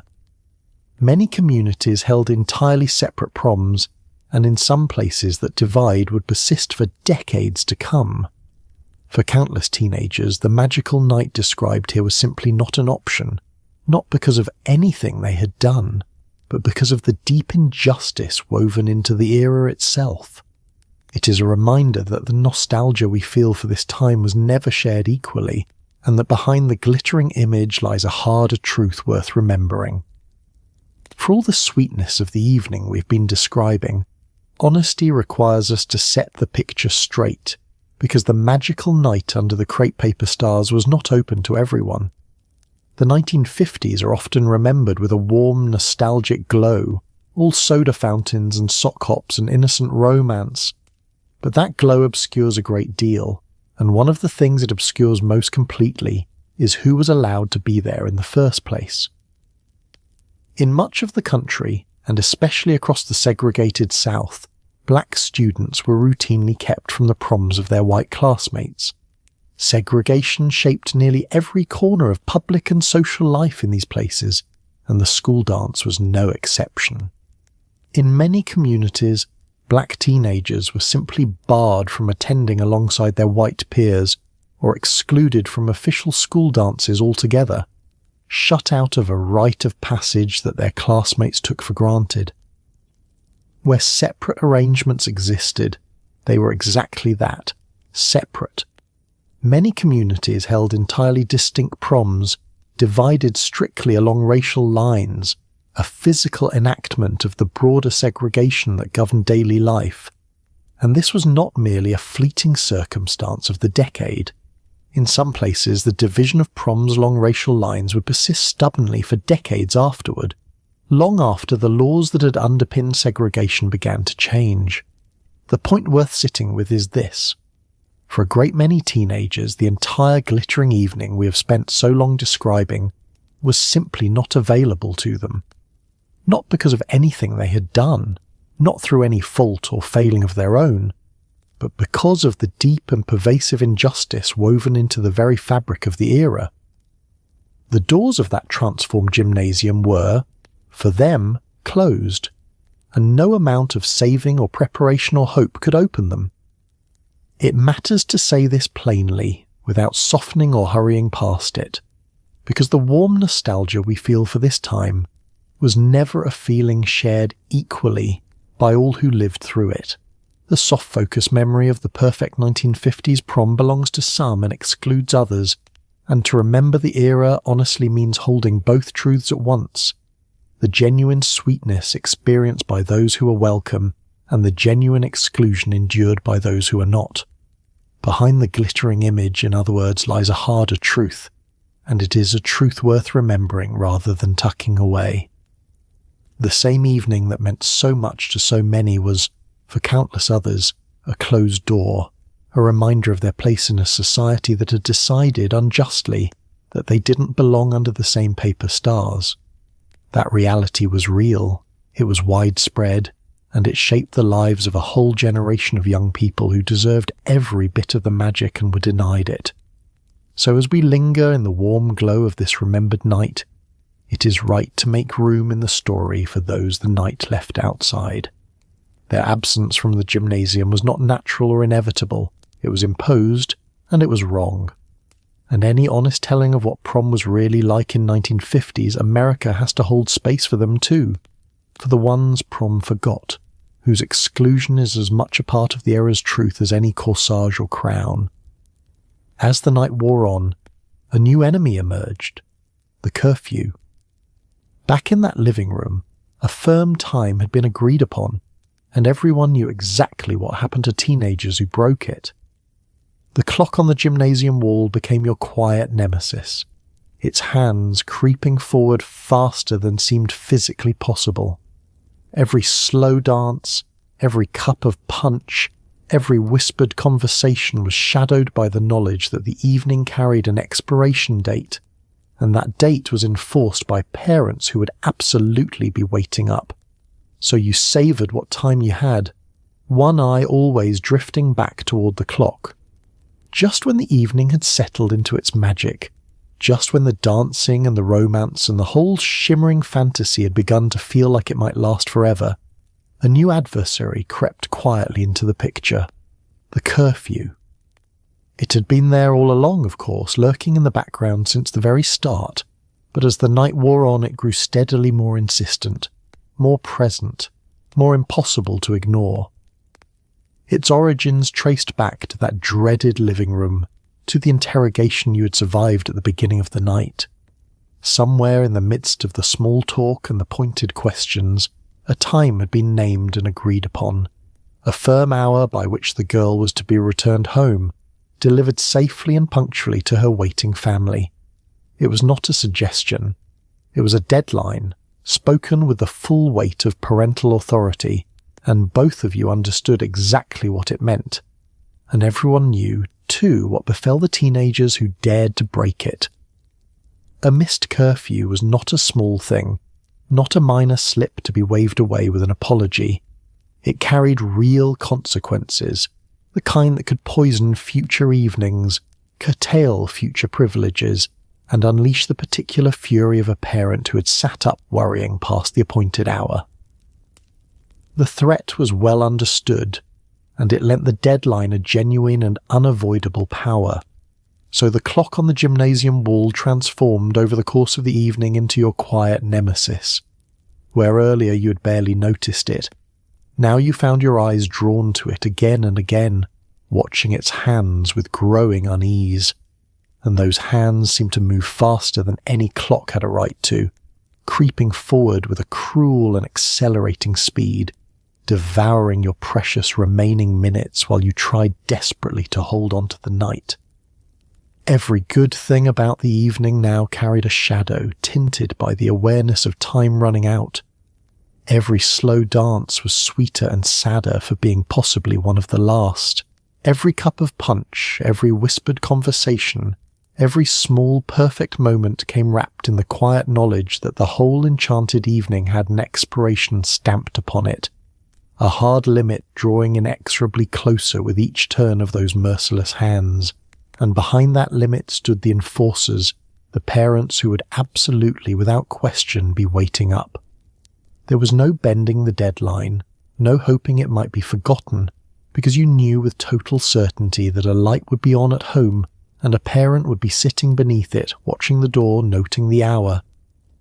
The curfew was real precisely because its enforcement was guaranteed, and that guarantee robbed you of any comforting illusion that you might simply lose track of time. So you did the only thing you could do. You savoured. Knowing the end was coming, knowing you could not stop it, you threw yourself into what time remained, determined to wring every drop of magic from the dwindling minutes. You danced a little closer to the memory, laughed a little harder, held on to every moment with the particular intensity of someone who knows it is slipping away. And through it all, one eye kept drifting back toward the clock, toward that quiet nemesis on the wall, counting down the last of the most important night of your young life. When the final song faded and the lights came up, the night was not necessarily over. For many teenagers, the real fun began after prom, at the local diner or the drive-in. Still dressed in your finest, you piled into the car and headed for a booth, with vinyl seats and a jukebox humming in the corner, where you ordered burgers, fries and milkshakes and finally felt like you could breathe again, girdle permitting. The diner buzzed with other prom-goers reliving the evening, comparing notes and laughing far too loudly. It was the sweet, greasy, wonderful come-down after hours of formality, and for many it was the best part of the whole night. The end of the dance was not, as it happened, the end of the night. When the final song faded away and the harsh gymnasium lights came up, dispelling the enchantment and revealing once more the basketball hoops and the crepe paper for what they were, the evening entered a new and in many ways better phase. For a great many teenagers, the formal dance was merely the opening act, and the real fun was only just beginning. The destinations were the beloved institutions of the era, the local diner and the drive-in, those glowing havens of casual teenage life. Still dressed in your very finest, your rented jacket and your marshmallow gown now slightly wilted from hours of dancing, you piled back into the borrowed car and set off toward the promise of food and freedom. There was a giddy energy to the drive, the sense of an evening's formality falling away and something looser and warmer taking its place. The diner welcomed you into its comfortable embrace, all vinyl booths and chrome trim, and a jukebox humming softly in the corner. You slid into a seat, the vinyl squeaking beneath you, and studied a menu you already knew by heart. And then you ordered the good stuff, the real food, the burgers and fries and thick creamy milkshakes that no formal dinner could ever match, comfort food to reward yourselves after the long campaign of the evening. And in that booth, over that greasy, wonderful food, you finally felt like you could breathe again, at least as much as the persistent girdle would allow. The whole evening had been a performance, a sustained effort of poise and manners and careful comportment, and now, at last, you could relax. You could slouch a little. You could laugh without checking who was watching. You could be, once more, an ordinary teenager rather than a stiff and formal version of yourself, and the relief of it was enormous. The diner itself buzzed with a wonderful energy, because you were far from alone. All around you sat other prom-goers, other couples and groups in their own rumpled finery, filling the booths and crowding the counter, all of them riding the same wave of post-prom exhilaration. The whole place hummed with the sound of the evening being relived in real time, story upon story, detail upon detail, the collective processing of a night that had meant so much. They compared notes, these fellow survivors, trading observations about the music and the crowning and who had danced with whom. They relived the highlights and the disasters alike, the triumphs and the small humiliations, all of it recounted with the breathless enthusiasm of people too excited to sit still. And they laughed, loudly, far too loudly, the unrestrained laughter of teenagers finally freed from the watchful eyes of chaperones, filling the diner with a joyful racket. It was in the end the sweet and greasy and thoroughly wonderful come-down from hours of enforced formality, and for many it was the finest part of the entire night. The dance had been magical, yes, but the dance had also been work, a careful and closely monitored performance. The diner was pure release, all comfort and laughter and milkshakes and friends, the real celebration that followed the official one. And years later, when you thought back on your prom, it might well be this you remembered most fondly, not the crepe paper stars, but the vinyl booth, the jukebox, and the sound of too loud laughter over a plate of cooling fries. And then, at last, came the ride home, an event loaded with more meaning than any teenager would ever admit out loud. Some couples took the scenic route, and here we arrive at the era's most whispered about tradition, parking. Finding a quiet spot to sit in a parked car and, well, talk, was a rite of passage that fueled endless gossip and stern parental warnings. But the clock was merciless, the curfew was real, and eventually every car had to point itself toward home. You pulled into the driveway, walked your date to the door beneath the porch light, and mumbled a nervous goodnight, knowing full well that the entire school would hear about every last detail by Monday morning. At long last, the evening arrived at its final chapter, the ride home. It sounds like a simple matter of getting from one place to another, but for a teenager on prom night it was nothing of the sort. The ride home was loaded with significance, weighted with unspoken meaning and quiet possibility, an event that no teenager would ever openly admit meant as much as it did. It was the last stretch of a momentous night, and everyone treated it accordingly. Some couples, it must be said, took the scenic route home, and here we arrive at the era's most whispered about tradition of all, parking. This was the practice of finding a quiet, secluded spot, pulling the car over and sitting together in the dark to, well, talk. It was a rite of passage cloaked in mystery and rumour, the subject of endless speculation among peers and stern, pointed warnings from parents who knew exactly what parking tended to involve and wished it to involve considerably less. The whole business of parking fueled a great engine of gossip, spinning off stories and rumours that circulated endlessly through the school. Who had parked where, and with whom, and for how long, was the kind of information that travelled fast and grew in the telling. And the parents, well aware of the tradition and its reputation, issued their warnings in advance, laying down rules and expectations and making very clear the consequences of straying from the appointed path straight home. But looming over any detour, over any romantic notion of a scenic route, stood the merciless reality of the clock. The curfew was real, we have established this thoroughly, and it did not soften just because the night had been magical. Eventually, inevitably, every car had to abandon whatever quiet spot it had found and point itself firmly toward home, because the appointed hour was approaching, and the waiting parents would not be trifled with. Time, as always on this night, had the final word, and so you made your way back at last, pulling the borrowed car carefully into the driveway, mindful even now of your father's beloved machine and its precious unblemished finish. The great evening had wound down to its very last moments, and only the goodnight remained, that final small ceremony to close out the night. You climbed out, came around, and walked your date up to her front door, the two of you illuminated by the steady yellow glow of the porch light. The goodnight itself was a nervous, tender, awkward little affair, all the more so for taking place beneath that porch light, with the near certainty that a parent hovered somewhere just inside. You mumbled your thanks, and she mumbled hers, and there passed between you a moment heavy with everything the night had held, and everything neither of you quite knew how to say.